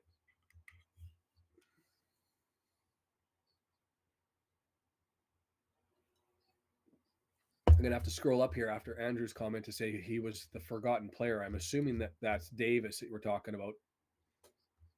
Very us.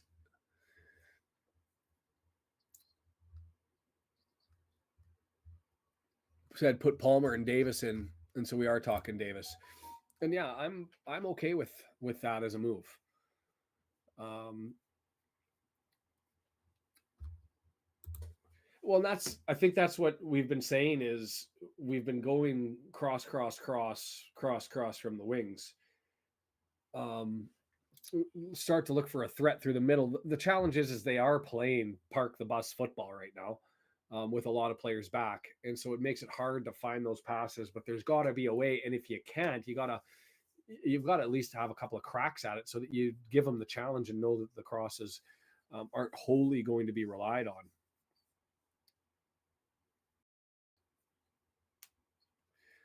As we go back to the game, we're getting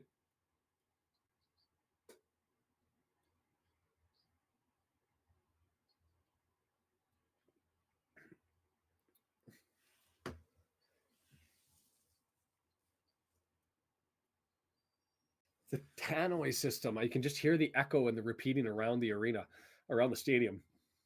Fascinating stuff. I don't know why the tannoy, the speaker system.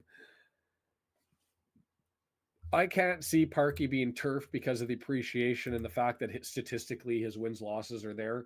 It's just frustrating because his infield, his in-game management to me is something that's more and more becoming a concern because there's no response to the game. It's like it's scripted. Okay, we've got to the 65th minute mark.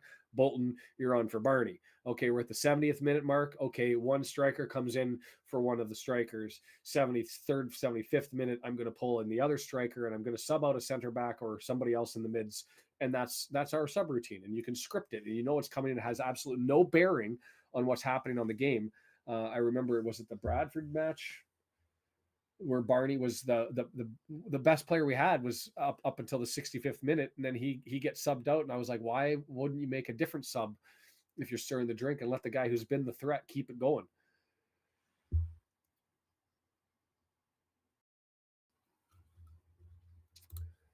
Always something, ask the question, Dave, right? Like get all in all, it's a fantastic first half for FGR. It has been for FGR. They said there hasn't been really anything threatening. You're absolutely correct. There hasn't been anything real threatening. Pox Doctor, you missed the worst half of Wrexham football I've seen on a stream.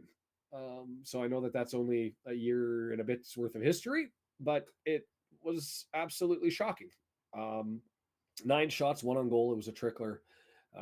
Not a lot of joy, not a lot of fun, not a lot of excitement. The fog is rolling in on a gloomy day in Nailsworth, where the Vegans are calling on the gods of nature. Wrexham going to get this one started, going from right to left. Wrexham from left to right.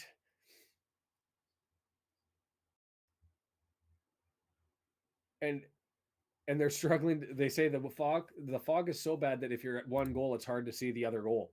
So that gives you an idea as to what we're looking at here is we play it back and draw it forward. I mean, I don't know if that's true on camera. I can see both, but and a bad touch, and that rolls out of play, and FGR is going to get it.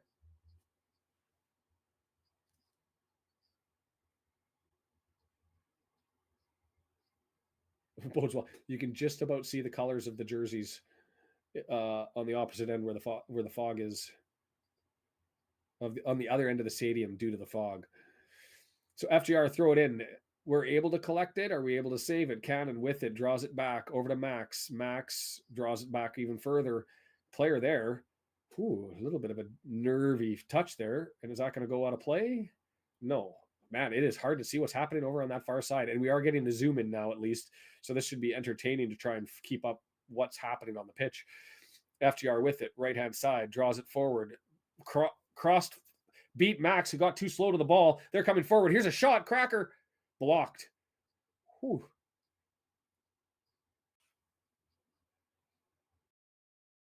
Max was a little bit uncertain. Do I come forward and take the ball, or do I stay back and play the man who's coming across the face of me to take the ball from me? He kind of stands in no man's land, and the player is able to punch it forward and get around him and come forward. Ball comes back. It's a shot. Now Ogonkwo has it. He's going to line it up for a goal kick.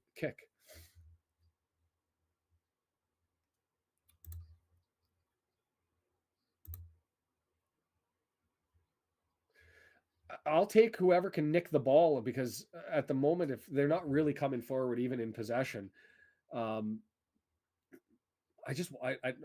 maybe we need some more pace. As long kick goes down, FGR kicks it out of play, and we've got the ball possession in our own half now with the center backs as we look to pad our 333 passes and get the stats up.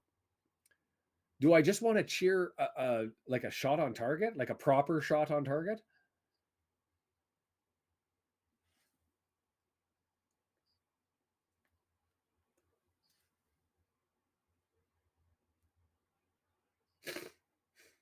Lee with it, left-hand side, dancing forward, pulls it to McLean. Just outside the 18-yard box, McLean dances forward, heavy first touch, and it's moved forward, but Max is over there to rescue it, and he's looking for options, draws it back to Lee, and Lee's got nobody over on that left-hand side until he draws it back and pulls it into Max. Max with it, he's got Mullen to his left, gives it over to Mullen, 18-yard box outside of it, and he gets it back to Lee. Lee looked to go right and says, no, we'll try the left again. Pulls it forward, over to Mullen, nice little touch, drawn forward, drawn backwards, and that was a flop by us, and it doesn't draw a penalty, and FGR is able to get it and come easily away with it. And it's a long hoofing thump down, and Hayden's there to chase it down to Ogonkwo, and it's thumped down and headed back and forth, and now we're into the midfield. Who's going to come out with the midfield possession? It's us.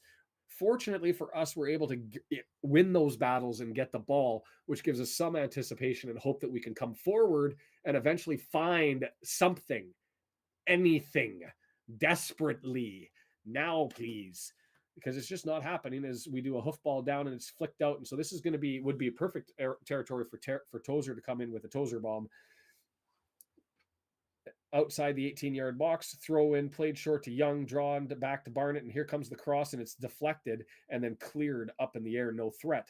Headed back into the box, headed back out of the box, headed back towards the box, headed back away towards the center field. And now we've got it. Max with it, left side. McLean, come on now. Lee has it, looking to draw something over to the right-hand side, and he finds Hayden. Hayden, Young, moving forward to Barnett. Barnett, nope, draws it back. This is Lee over towards the right side this time, not Cannon. He gets it to Max and comes over and joins him. Max moves forward, gives it to Mullen. Mullen over to McLean. McLean left side, 18-yard box extended to Mullen. Mullen dances left side. He takes the cross in, and that is useless.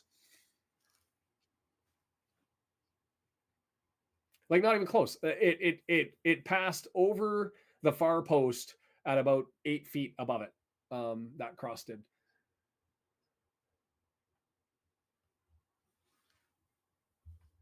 So from the Philippines, looking for some happiness here. I hope we can pull it out for you. No pressure. And I actually think, no, I did have the Philippines once.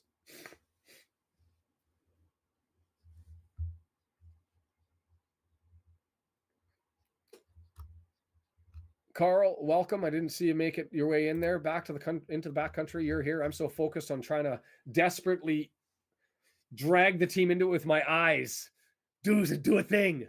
But we're just not. FGR gets it, and they're going to have 18-yard box extended throw in coming forward. Newport goes up 3-0 on Harrogate. How did they get that shot? They had a shot that was blocked, I guess. Do they count the blocks? I don't think that they normally from that far out.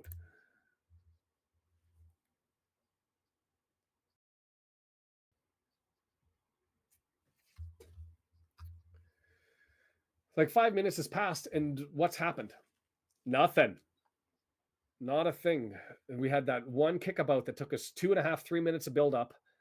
And what was the outcome of the build-up? A sky ball cross, and they're into the box, and it's, oh no, dangerously headed down by us, right? And that was put into a dangerous territory, but cleared away. Forced out wide, but not just able to be kept in bounds, but it's put to FGR's feet. And that's a nice little tackle there by McLean. And are we able to maintain possession? We are. Okay, let's go.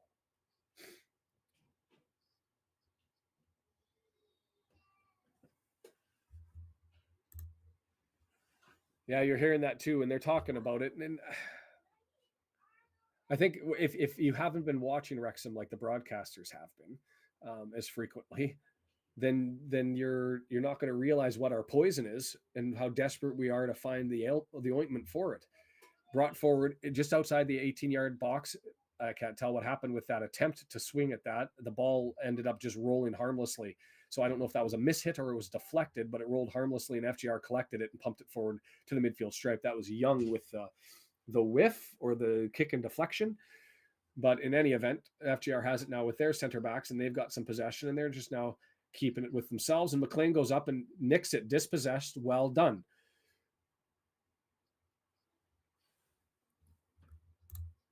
Hey, Dale. Nice to see you here. It's we are in a funk. If somebody knows how to smudge or knows some sort of, whether you're praying to a god, whether you're smudging, whether you're doing voodoo, whatever it is, if you've got the way to get rid of the heebie-jeebies, let's do it. Don't need Ouija boards or seances. Let's not make it crazy. But something has to happen. Lee with it, looking for McLean, and just saved. That was well done, and I think that would have been an own goal, and that's going to go for a corner. Fletcher was coming in and lead with the cross to the far post, was able to put it forward, and I believe that it was just, yes, it was headed away, but it ended up going on goal, and we were unable to get that in. It was a fantastic save from their own header, it looked like. Hey, I will try anything right now. Corner goes in and it's flicked up and it rolls out, headed harmlessly out of play. I don't have no problem sweating. I haven't tried the toque, so let's go. Or as you guys in the UK call it for whatever weird reason, a bobblehead? A bobble hat? A bobble hat. She's a toque, folks. She's a toque. And I hope that this doesn't happen, because if I have to sweat through every game and get uncomfortable, I'll be unhappy. But I'm just looking for desperate superstitions. If we score now, then I feel like I'm going to have to wear this. That's all we need, right, Stephen? All we need. How about we just get one? 5 a.m. I appreciate the commitment and recognize the challenge. Lee with it now, midfield stripe, moving forward, draws it back in and pushed it too far, and FGR is looking to get it, and they do. They steal it away from Elliott, and they turn it the other way, across the midfield stripe. And this is not Osadebi.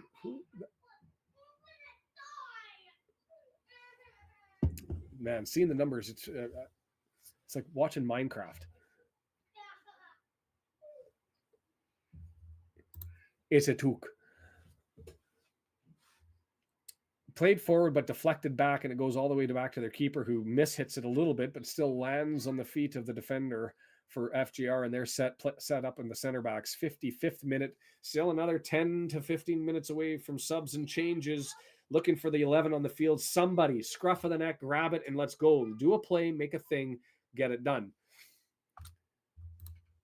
9 shots, all of them absolutely useless, nowhere close, and the only one that was on target was the softest shot in the history of mankind.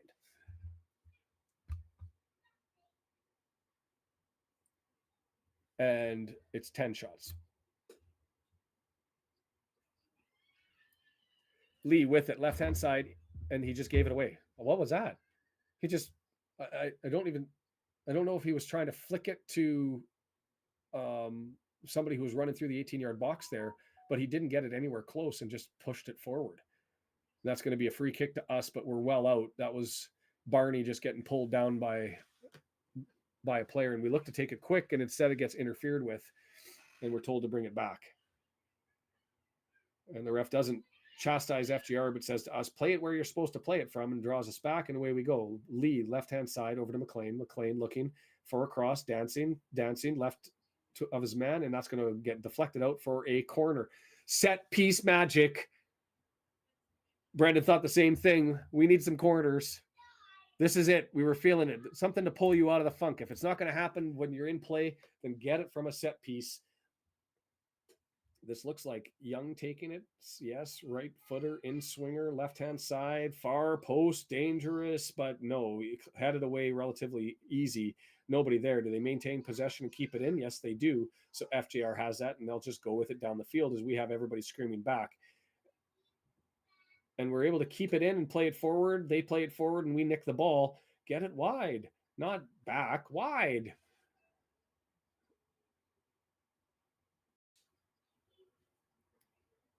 McLean forward, backwards now to Young. Young swings it over to Hayden. Hayden down the right-hand side. I'm assuming that's Barney. Could be Young. Gets it towards Cannon in the midfield. And we're doing the same script. We'll get it to the corners and we'll look to cross it in. And here comes the cross at some point. We hope the cross is up. Headed and cleared away. But right there for Lee. Knocks it down. Pulled down. Looking for a call. Nothing given. Says no thanks. And it rolls harmlessly. And we're able to get it back. McLean. I can't tell whether he was pulled down or whether he flopped. But it's cleared out of the box. That was Lee who had the chance and could have ended up clearing that away and thumping it down, but doesn't. Comes back to Fletcher, and he goes to try and make a play. It hits the ground instead. Lee serves it up, and it just harmlessly goes to the keeper. A little bit more action, but not a lot of satisfaction. I don't know what you're saying. She's a toque. Hey, but don't you know?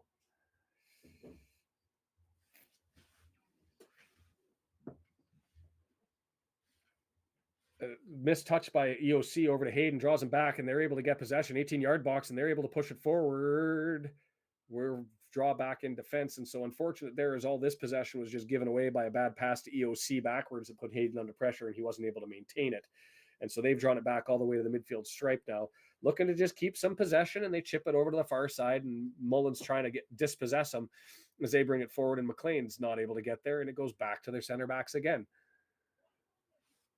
Was that a Mullen flop or a Fletcher flop? See, it's so hard for me to be able to tell what's going on here. As they're just kicking it about in the back, and we're trying to bring up a press, and now they've pushed forward down the left-hand side. And they call it offside, and we'll get possession back. We haven't seen that in a while, and I like it. I haven't even tried to bring that in as we say flop, and the graphic does show up. Flop. Become a member. You can use the limited ones that we used. I added Dragon, but I think I have to change the name of it because it shows up as the other Dragon. Headed forward into the box harmlessly, and it's going to get cleared by the center backs, and we go forward. Header, knocked down Fletcher with it outside the 18-yard box, played over, and Lee gets it to McLean. McLean draws it back into the middle of the box. It's there for a punch. Lee, not enough of a thump on it. And who got clattered into from behind and entirely wiped out here? This number 21 that came in and completely cleared him out on the touch. I want to see this on the replay because that was in the penalty area as he goes for the touch here and he makes the play. I think he was falling down, and that's why is we were going to ground and then clattered into. This probably why nothing was given. Andrews off to the bog.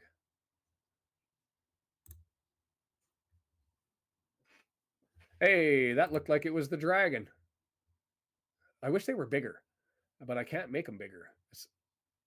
And FGR with 3 subs coming in. Mass changes at the 60th minute.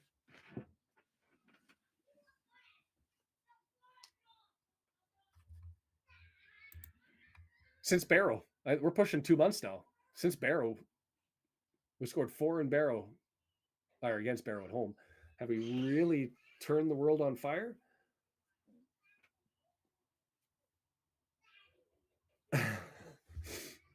That's just evil. But maybe something I can do.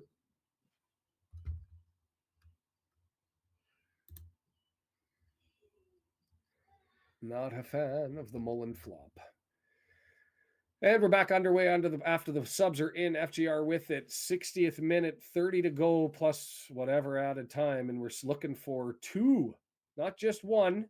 But we need 1 to get it started. Bad pass to Cannon and just given away. And here they come, 18-yard box, pushing it forward. They're going to have a shot. Cracked and just deflected wide. And it'll go for a corner. Hikes.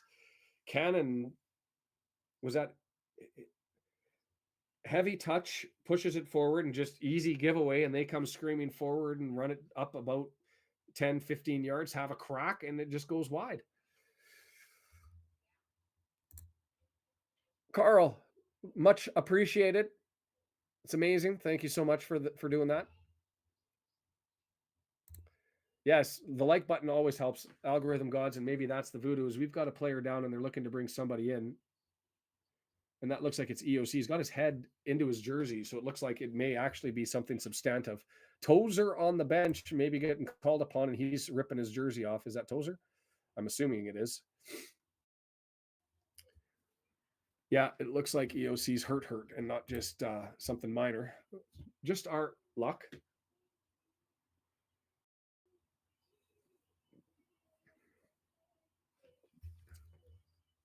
We don't have a game in hand after this one. This is our game in hand.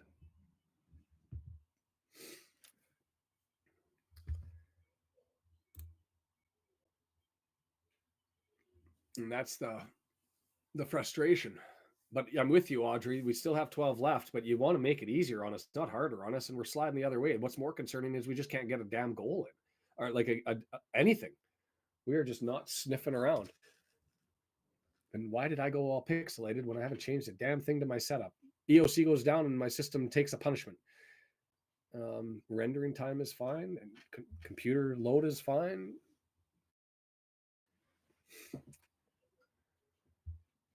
So it's, and I didn't mean to sound critical, but it's that I'm just frustrated. This is the game in hand to get, and it was a game. It is a game. I'm saying was past tense, like it's already over. But the way that we're rolling here, EOC able to walk off under his own pace or under his own steam, and Tozer's going to come in to defend the corner right off the hop.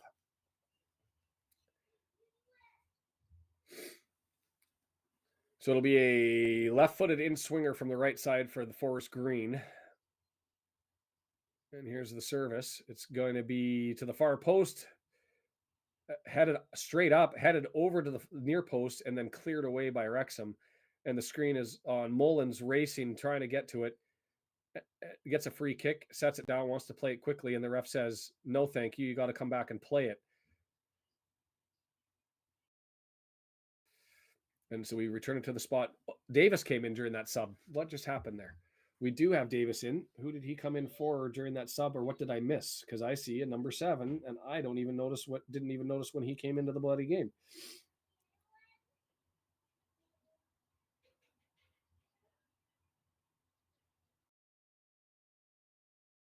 Oh, he came in for Hayden. All right. So Davis is actually playing on the left side now. I mean, we got just 2 back. Is that what we're doing? And we're pushing bodies forward. I'm trying to figure out what our formation is.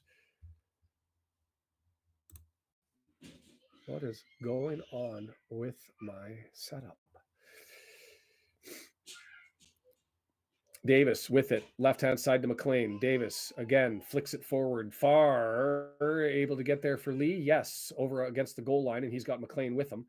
Mullins, has it, gets it to McLean. McLean draws it forward, right footer, cross, far post, useless, harmless, misses everybody. McLean's saying, I was expecting you to go towards, and you didn't. Did it get a deflection that's going for a corner? Yeah, I don't know who he was. The ball was too far, even if he was anticipating somebody to get there. And here comes the cross in. It goes too far post harmlessly. McLean collects it, draws it back, and we're going to be able to maintain possession here. And that's Cannon, draws it back. Max with it. So you've got Max and Tozer in the back. Davis now with it on the left-hand side. Davis dancing forward, playing largely where Lee was. I'm going to have to find out where Lee is. McLean with it. Tozer's up there in support. And it's played far and just given away.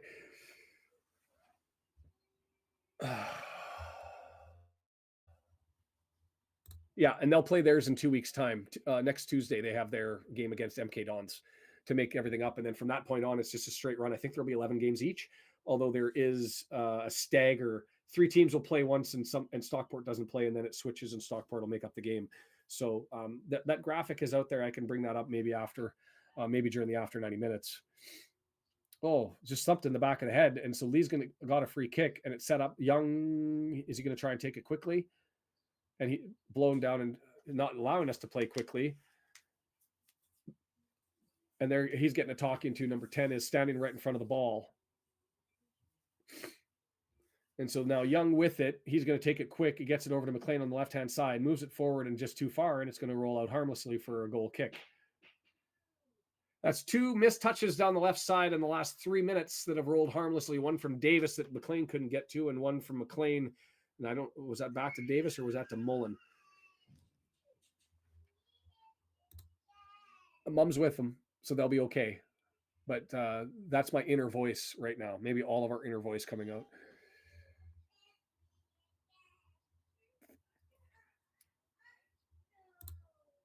And with no admonition. I mean, on that one, he did have a talking to 10 walking away, but lots of green jerseys in the middle of the pitch, a shout for a handball, and then it bounced off of Davis's hand, but it can't be a handball because it was right near his chest and he was too close. And stopped by Tozer, and it rolls out, and FGR is able to grab it and clip it forward. What are we doing here? Somebody got it. It looked scrambly back there in the fog, but I can't really tell what happened, except it was just flipped out of the way, and now FGR has it. 30 yards out, middle of the pitch, over to the right. Increased possession. This is starting to look like the second half of our last game, where now we're starting to lose what possession advantage we had and just not able to do a damn thing. Either way. Played back, mishandled. And I can't tell who that is that's back there. Tozer, Davis, and who's on the right side as the backs? Because is that, if Hayden came off, is that Barney playing in the back and Lee's moved over? I don't even know. Sutton up on Knotts, Swindon up on Tranmere. Thank you, W&G, for still keeping us posted, even though the system's gone down as the fog gets thicker and thicker and thicker here. Davis with it, left-hand side. I can tell what happened on the left. McLean with it until it's crossed over. McLean looking for the cross, and here it comes. Headed away, 18-yard box, and headed away again. Headed and then kicked down the field. And the race is on. And Max able to go and knock it free, and well done by him to be able to keep pace as Tozer had no chance of getting back. You could see him trying to burn it and realizing, I'm not going to be able to run with them, and just head for the goal. Right-hand side, we have it. Who is this with the ball right now? Because I can't tell. They're not telling me.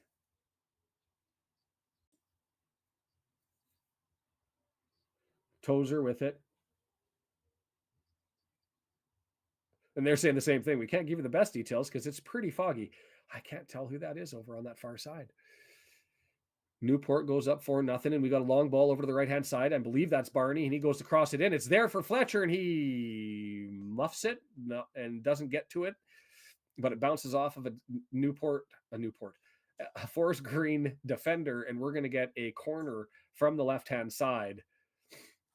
70th minute. We know there's potentially more subs coming. I don't know. We've made 2, which is maybe record-breaking. Flat ball brought in, knocked down. It's there. Somebody make a shot at it and can't do it. And it's cleared. Just pinballed around and legs were swinging at it. Nobody could make contact with the ball, and it's cleared away. And Max is able to draw it back to Arthur, who's played 40 yards away from his goal. I really want to know who's on the right side of that defensive 2. Because it's like a rotating back. It's Max because he's come forward. Because with Hayden coming out for Davis and Davis playing forward on the left-hand side, somebody had to draw back onto that right-hand side. It may be Young, because I don't see him, or Barney. Not entirely certain. And we're going to have some more subs come in here. Look like they're FGR subs, but we've got 2 players up. So I'm going to guess Bolton for Barney and maybe Mendy for McLean. Because you're not going to sub off Lee now because you put Davis on. Marriott for Mullen. Omatoye in for McAllister for them.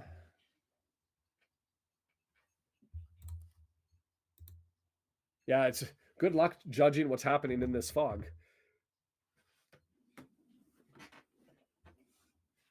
I feel useless trying to give people updates and I can't see anything, but I was somewhat invigorated by the fact Carolyn says it's Max, and it could be, but Max was also on the left-hand side. So Fletcher with it, knocks it backwards. We're underway. Davis with it, touchdown to Mullen. He's got McLean on the left-hand side. Mullen keeps it at his feet, dances and spins back. He wants to keep it on his feet, dances forward. Nice strike. Oh, looking for a touch for a corner, but he missed that. That was scripted that we'd seen before where Mullen says, you know what, I'm going to strap the team on and go ahead and score this. And so he brings it and pivots, comes forward, and he's at like 20 yards just outside the 18-yard box. And he has a shot center of the goal and probably about 6 inches too high, but it was a good thump.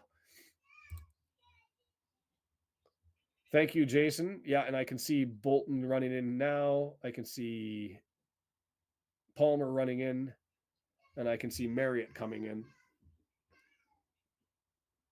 I didn't see the numbers in return. I'll wait to see if the graphic comes up and how many people were putting forward. Look, at this rate, just go after it. 4 strikers.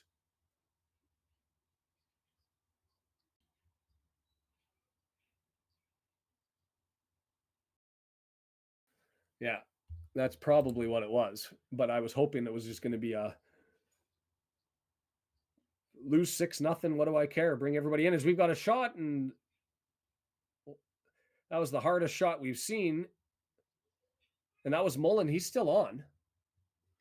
That's Mullen still on. So there we go. Is that what it was? Luke Bolton, Ollie Palmer, and Jack Marriott on. Barnett, Fletcher, and Young off, not Mullen. So Mullen, so we've got 3 up front now anyway. And that was Mullen with, he's had 2 good cracks at the net. Both of them missed harmlessly, as I should probably get a shot update here. 2 shots on target. We're up to 12. They're up to 6, and there's a delay here because we've just had those 2 Mullen ones recently that'll probably come through. As Mullen's all the way back with the center backs, drawing it back. And so we've got Max and Tozer as things are clearing up a little bit with the fog now. Maybe that's a positive omen. Wouldn't that be awesome, Brian? Could you imagine? Ooh, my eldest is not having a good day screaming out in the front room. Apologize for that one.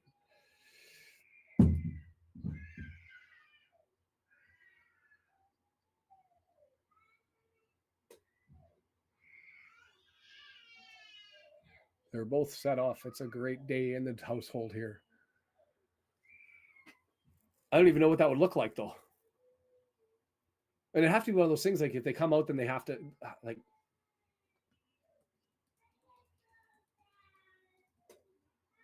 I don't even know what that would look like. There's too many other things that they'd have to cheer. Our internal voice echoing through the halls of my house and out the microphone and to the world.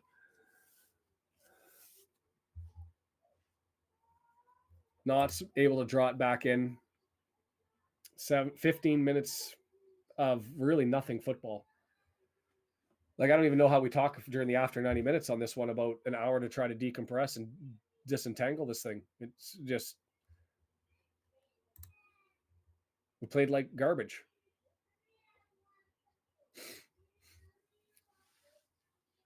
All the talent we have, and we can't crack a team that's parked the bus because we've got piss poor touch. Lee with it gets held, and they're going to blow it down and give us a free kick as a result of the jersey pull. And so we just play it quickly backwards so that it doesn't have to go back to the spot and waste some time. And that's Lee with it over on the far right side.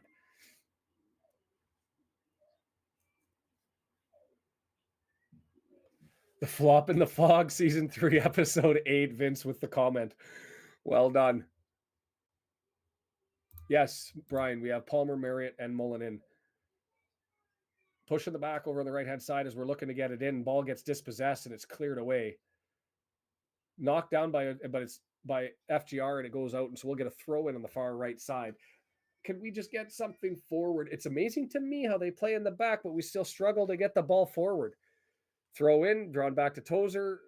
played over to Max on the right-hand side. And so it's Max on the right, Tozer in the middle with really two back, and Davis and or Bolton responsible, it looks like, is coming back to assist. Bolton up now on the right-hand side. Lee looking to serve it in. 18-yard box extended. Interplay, gets it back, dances around, tries to keep it. Over to Cannon. He plays it back over to the right-hand side.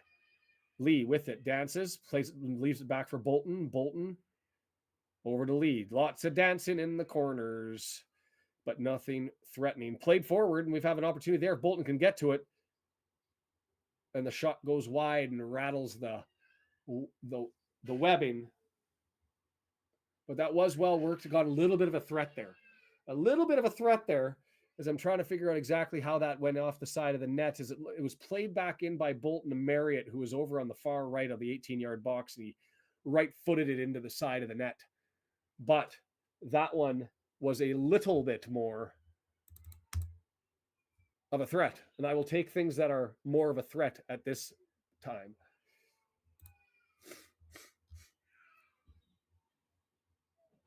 I don't think it's pitch. I just think it's us. I mean, I've seen one player slip for FGR, but I haven't seen a lot of slippage otherwise.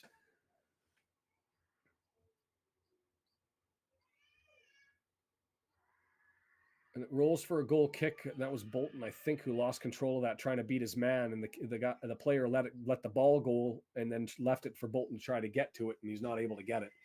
And so goal kick, slowing it down. Reyes sets it up, plays with his gloves, readjusts the ball after he set it up, plays with his gloves, takes his steps back, waits, shrug a shoulder, whistle blows. Not that bad with time wasting, to be fair.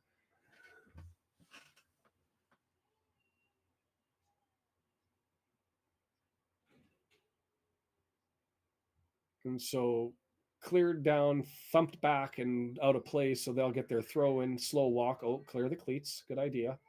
Yeah, and then here comes the throw. Played down, moved forward.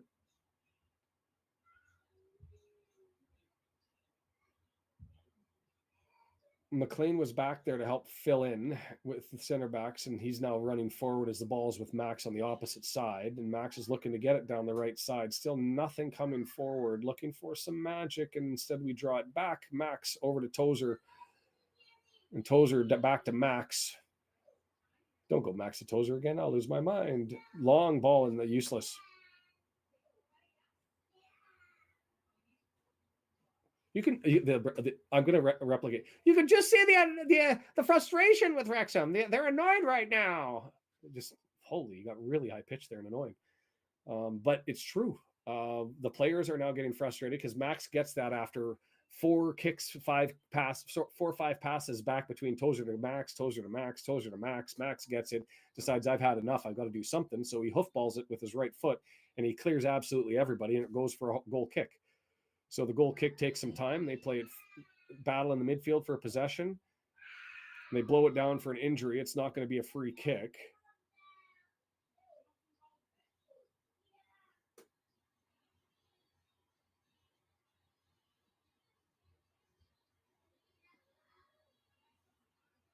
I don't know who went down here. It's way over on the far side, but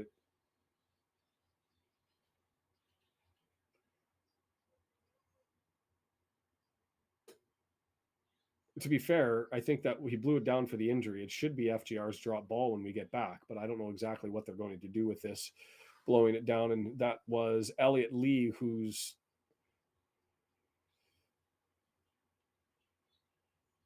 Sutton goes back up. I don't know who Tom Lavaro is, but whoever has my stream goes down. Good timing. Let's do a refresh.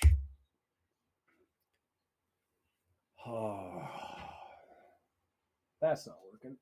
And all I'm doing is sweating. Don't mind the hair. 2Care. No internet. Good stuff. Story of my day.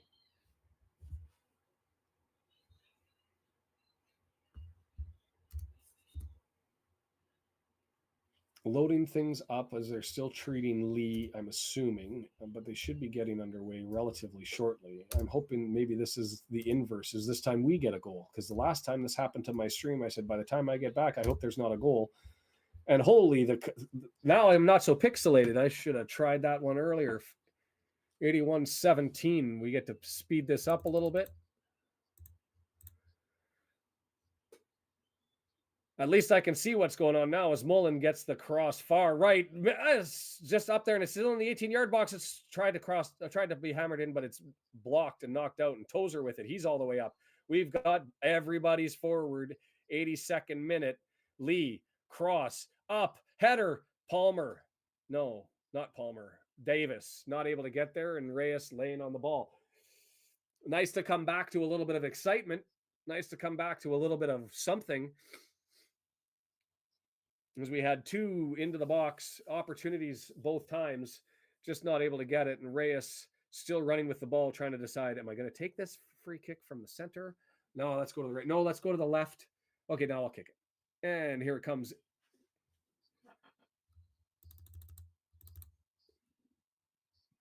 FJR able to collect it after that goal kick, and they're moving forward. Palmer comes back to try to dispossess, not able to. The center back's with it. Pressure is on. Scoop over to the far right side. And it's advanced forward, and it's kicked out, and we're going to have the throw. Play it. And it's brought into Max over on the right-hand side. We've got possession, and maybe we can come forward. And having three strikers up there has looked a little bit more threatening. The announcer hasn't been like that the entire game. He's been well measured, well controlled. But I got really annoyed with it. And I don't have the British accent to add to that, but he went super high pitched and super annoying. Wrexham frustrated. We're all frustrated.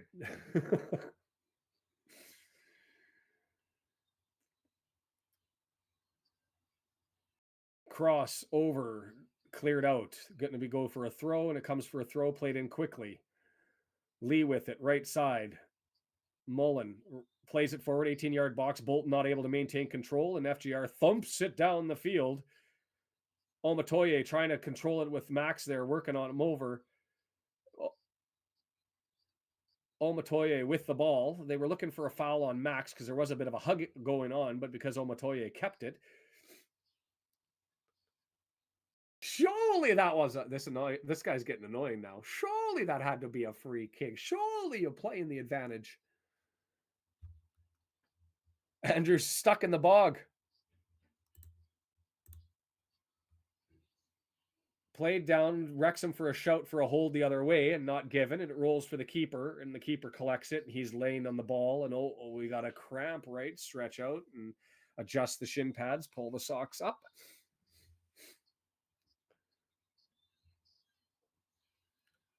Going to take it over on the right-hand side now. Reyes, the keeper from Chile. I'd like to know the trivia question of how many South American goalkeepers play in the lower tiers in the EFL. Played forward, tried to be maintained. Well done to maintain possession to be there. This is on some great little work by him to pull that one back. He gets it all back, and we're going to maintain possession by working through the center backs. Again, Tozer to Max. Cleworth. Up to Tozer. Tozer over to Davis. Davis looking to advance it forward. Gets it to Mullen. Center of the pitch. He moves over to the left. He's got McLean behind him. He keeps it. Dancing. Tries to get around number 3, and he gets pulled down. That's got to be a... Oh! I thought that was going to be a free kick for us just outside the 18-yard box, and instead he says that Mullen interfered with him. So we push the ball behind him. No. He was falling. The number 3, it was falling of his own accord. And as he was falling, Mullen steps around him and makes contact to get to the ball. And then they both tumble to ground. But I say that's because he was falling and took us out. Not that we took him out. He was already going down. Never leave a Wrexham game early, Vince. Magic yet to come. 4 minutes left. That was a terrible call. It should be ours. 17 shots, 3 on target. They've got 6 shots, 2 on target. Davis with it. Not able to maintain possession, and it's given away to FGR as we're looking at 4 minutes left. McLean with it left forward. The first time we've had some pop in our step, and McLean gets it all the way to the far side, headed back towards the goal and easily collected by Reyes. As Palmer misses, Mullen doesn't really get it hard on target, and it sort of does nothing but fall to Reyes to be collected as he adjusts his jersey and meanders to the far edge of the goalkeeper's 18-yard box before he sets up to move this forward, and Marriott supervises him from a distance.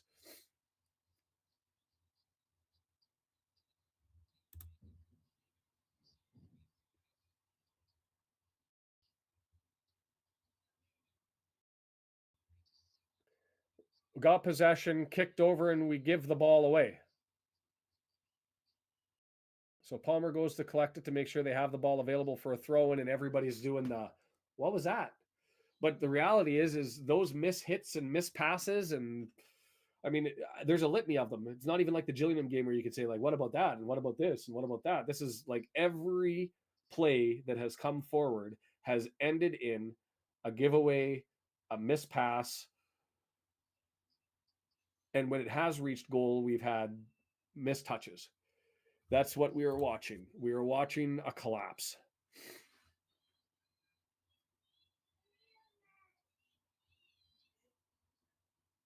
Is the pressure too much for these guys? FGR with it, able to get it. Long ball went through. FGR was able to get to it, and they punch it forward. They've got numbers forward. They're actually moving to the far corner flag, and it's going to be Max versus somebody in the corner flag to waste some time. And it goes out, and they get the throw in. And he's making a meal of it, rolling on the ground as though he just got wiped out. And Lee's over top of him now, talking to him, telling him to get up and stop making a meal out of it. But he's, well, I don't think they've had any threat that it be more than one. I mean, we can't lose goals, but they've done nothing. They've had 2 shots on target and nothing as a throw in. But yeah, that's more stalling, and it is what it is. It does. It feels like we've cracked. Oh, was that a flop? Certainly that was a flop. Nothing from the referee. He's rolling on the ground like he just got sniped from a distance. And we just got taken out there, and they maintain possession on the throw, and it comes back, and here we go. Mullen's able to nick it, but he pushed heavy first touch, and he gives it away. We're able to get position and just thump it down to FGR, thumps it in return. Davis heads it over to McLean. McLean at the midfield stripe, looking to come forward, and here he is, midfield stripe. He's dancing, gets it over. And we are so off of the plot. Like, that is the definition. You're in the midfield. McLean goes and gives it to Davis, and whether Davis, he was expecting Davis was going to continue his run, whatever the bloody hell just happened there, but Davis just lets it roll on past, and it goes for an FGR throw. Like, there's no defender around under threat, and you guys can't even connect on a simple pass 5 yards in from the midfield stripe.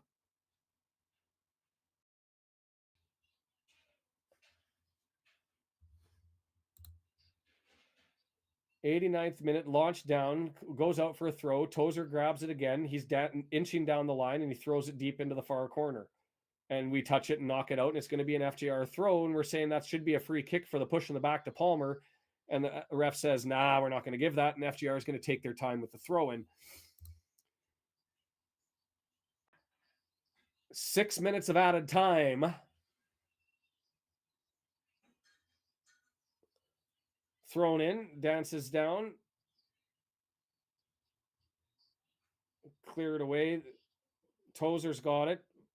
Players are falling all over the pitch now, looking for a call to slow things down. And oh wow, Tozer just got schooled there on that by Deutsch, the veteran, on Tozer, the veteran, and Tozer tried to bang it off of him.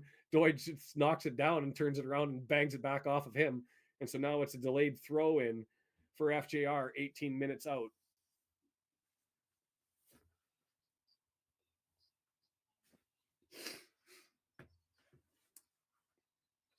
4,412 the attendance. Significantly the biggest attendance for FGR this season, is what the broadcasters say. 3 shots on target. One of them doesn't count. Nothing. Goal kick. 18 shots, 4 on target, they say.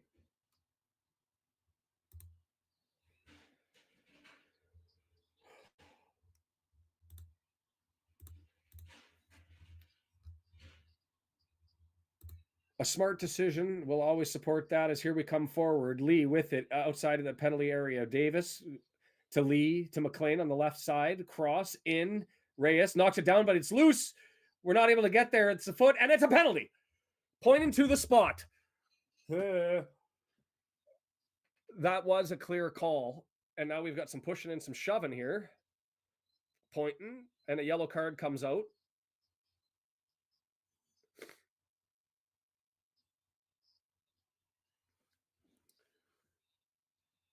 Cross in. It was misplayed. Oh, yeah. I don't know what they were saying it could be a handball if somebody wanted to help me in. But what I end up seeing there is this cross in from McLean, and Reyes doesn't get a good handle on it. And he doesn't get a good handle on it. He knocks it down with his left, and it goes there. And Mullins right there to go and take a crack at it. And instead he gets cleared out. To me, that's a clear penalty. And so we'll be taking the spot. Mullins lining up for it. Reyes, the 20-year-old Chilean goalkeeper, who just on loan from Norwich, is going to stare him down as we try to steal a point here. And Mullen, taking no time, buries it. 1-1. 1-1. We've got time to let's steal it. Let's steal. Mullen buries that one, puts it just to the right of the keeper diving to his right, and it's clear, and we grab the ball as we're keen to keep this thing going. 1-1 for the good guys get one. 3 minutes left in extra time. And to be fair, that I don't think you can, and the broadcaster even said that if there wasn't a handball, it was clear that it had to be a penalty, but I didn't see the handball. That was the keeper who jumped up and swatted it down, and it was right there for Mullen to get. As we keep moving forward, it's over on the far sideline, it rolls out, and finally I'm able to see, and they give the throw to FGR, and are they going to take their time? Andrew gets to live in the bog. That's the rule. The Fog Bank redemption. Vince is coming up with all of the... And I didn't play the video because we're in extra time, but I'll go ahead and do that. As we touch it, it goes out, and we're not going to get the throw. 2 minutes of added time. Yeah, it was cleans up. I don't know what they were talking about. They said that it was clear a penalty if it got to Mullen, but they should have called the handball. And I went, well, but the handball was the keeper who smacked it down. I don't know what everybody's saying. Brian's never allowed to watch a stream ever again. I hope your computer breaks in perpetuity. FGR with it, and they've pushed it forward down the side, and we're battling for it to try and collect it. And it's hoofed down the opposite way. Lee chests it down to Mullen, and they're saying handball, and they give it. That wasn't Lee that they say handball. They say that was Bolton. 90 seconds injury time to go. Yes, it's disappointing, but you take one better than 0.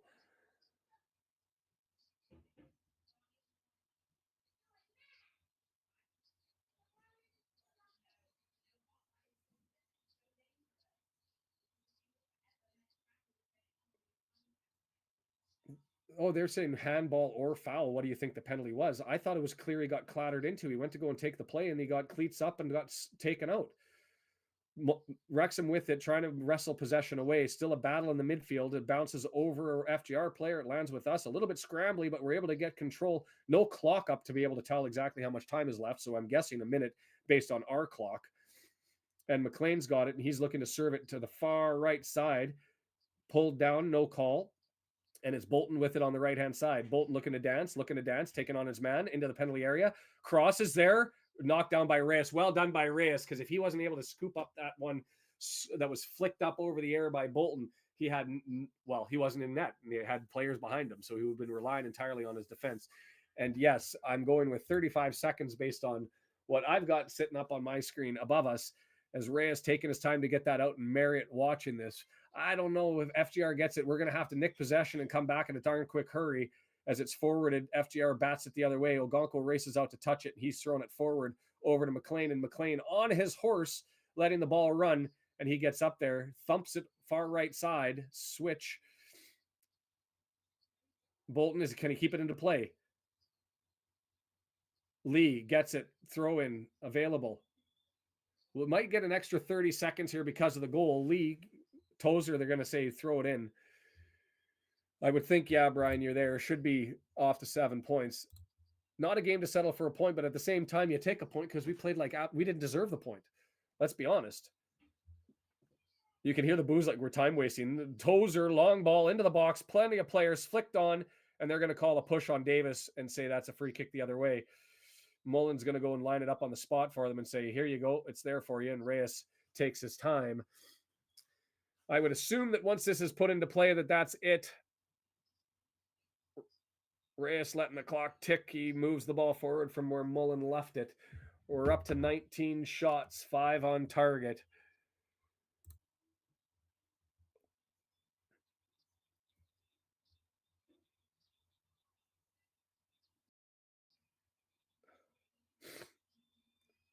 Screaming for the whistle, the FGR fans are. McLean's trying to dance forward. Get it down, get it down. One last chance. Here it is. Mullen with it. Center of the pitch. Moves it over to the right-hand side. Lee over to the far left. Bolton with it. Back to Lee. Got to get it in the box, boys. Here it is into the box. Too far. Rolls harmlessly, but no, kept in. Flicked back. Headed back towards the penalty area, and there's the whistle. We got a point. Zippity doo-dah. Zippity A. We played like crap and got a tie today. We're going to do the after 90 minutes. We're going to talk about what this was. We're still fourth. We get 1 point. We're up to 60 points. We lost the opportunity with our free game in hand against a 23rd ranked team in League Two and came out and played like a dog's breakfast. Slightly better in the last 10 minutes, to be fair. And what's fascinating, when you had 3 strikers up there, we looked great for what it's worth. But you have so many mistakes today. So many unenforced errors, not unenforced errors, unforced errors. So yeah, Kim, that was shite. Like a kick to the bollocks. Is that Parkey and the manager from FGR arguing? Yeah, they're heated. Oh no, those are our own coaches. I'm gonna have to go and find out who our assistant coaches are because they were having some words with each other at the end of that one. Tough game, better than a loss. Yeah, it's like kissing your sister, right? So it should be in the description below. I haven't brought it up. Let me just make sure. I'll go and drag that up now so that I can put it in there so you guys can jump over to the after 90 minutes. Don't take off because we go to the after 90 minutes. And from there, I will see who joins. I believe Matt went to the game, and so he's watching and will probably try to take part, and he will have his thoughts as to what he saw live, maybe in the fog. He had a different view than I did. But let's pull this one forward and grab the link here. I can tell you March 3rd's coming. Sister kissing is a Canadian thing. I thought that was a North American slang term for when you kiss, when you get a draw. It's like kissing your sister. But hey, I threw it out there, so well done for you for throwing that out. Here comes the link that I can put it out there. This is the link to join the After 90. I've got to just take the graphics and pull it over. Come on in. I'll only be able to be there for 30 minutes, so I'm hoping somebody's going to be able to steer control. If not, we'll see where it's at. But the link is there for you to click on, so do that thing. Thank you so much for joining. Thank you to the members that are down there, to the new supporters that joined. Carl being one from the Philippines, and did I see that we had one other? I didn't write them down this time because I was so frustrated with the damn match, and so I'll have to go there and send out a special little message to Carl with the first one, and that's all that I've got listed. So if I missed one, that's on me. A frustrating game. That sucks. And so I'll get the scores up here right away onto the after 90 minutes.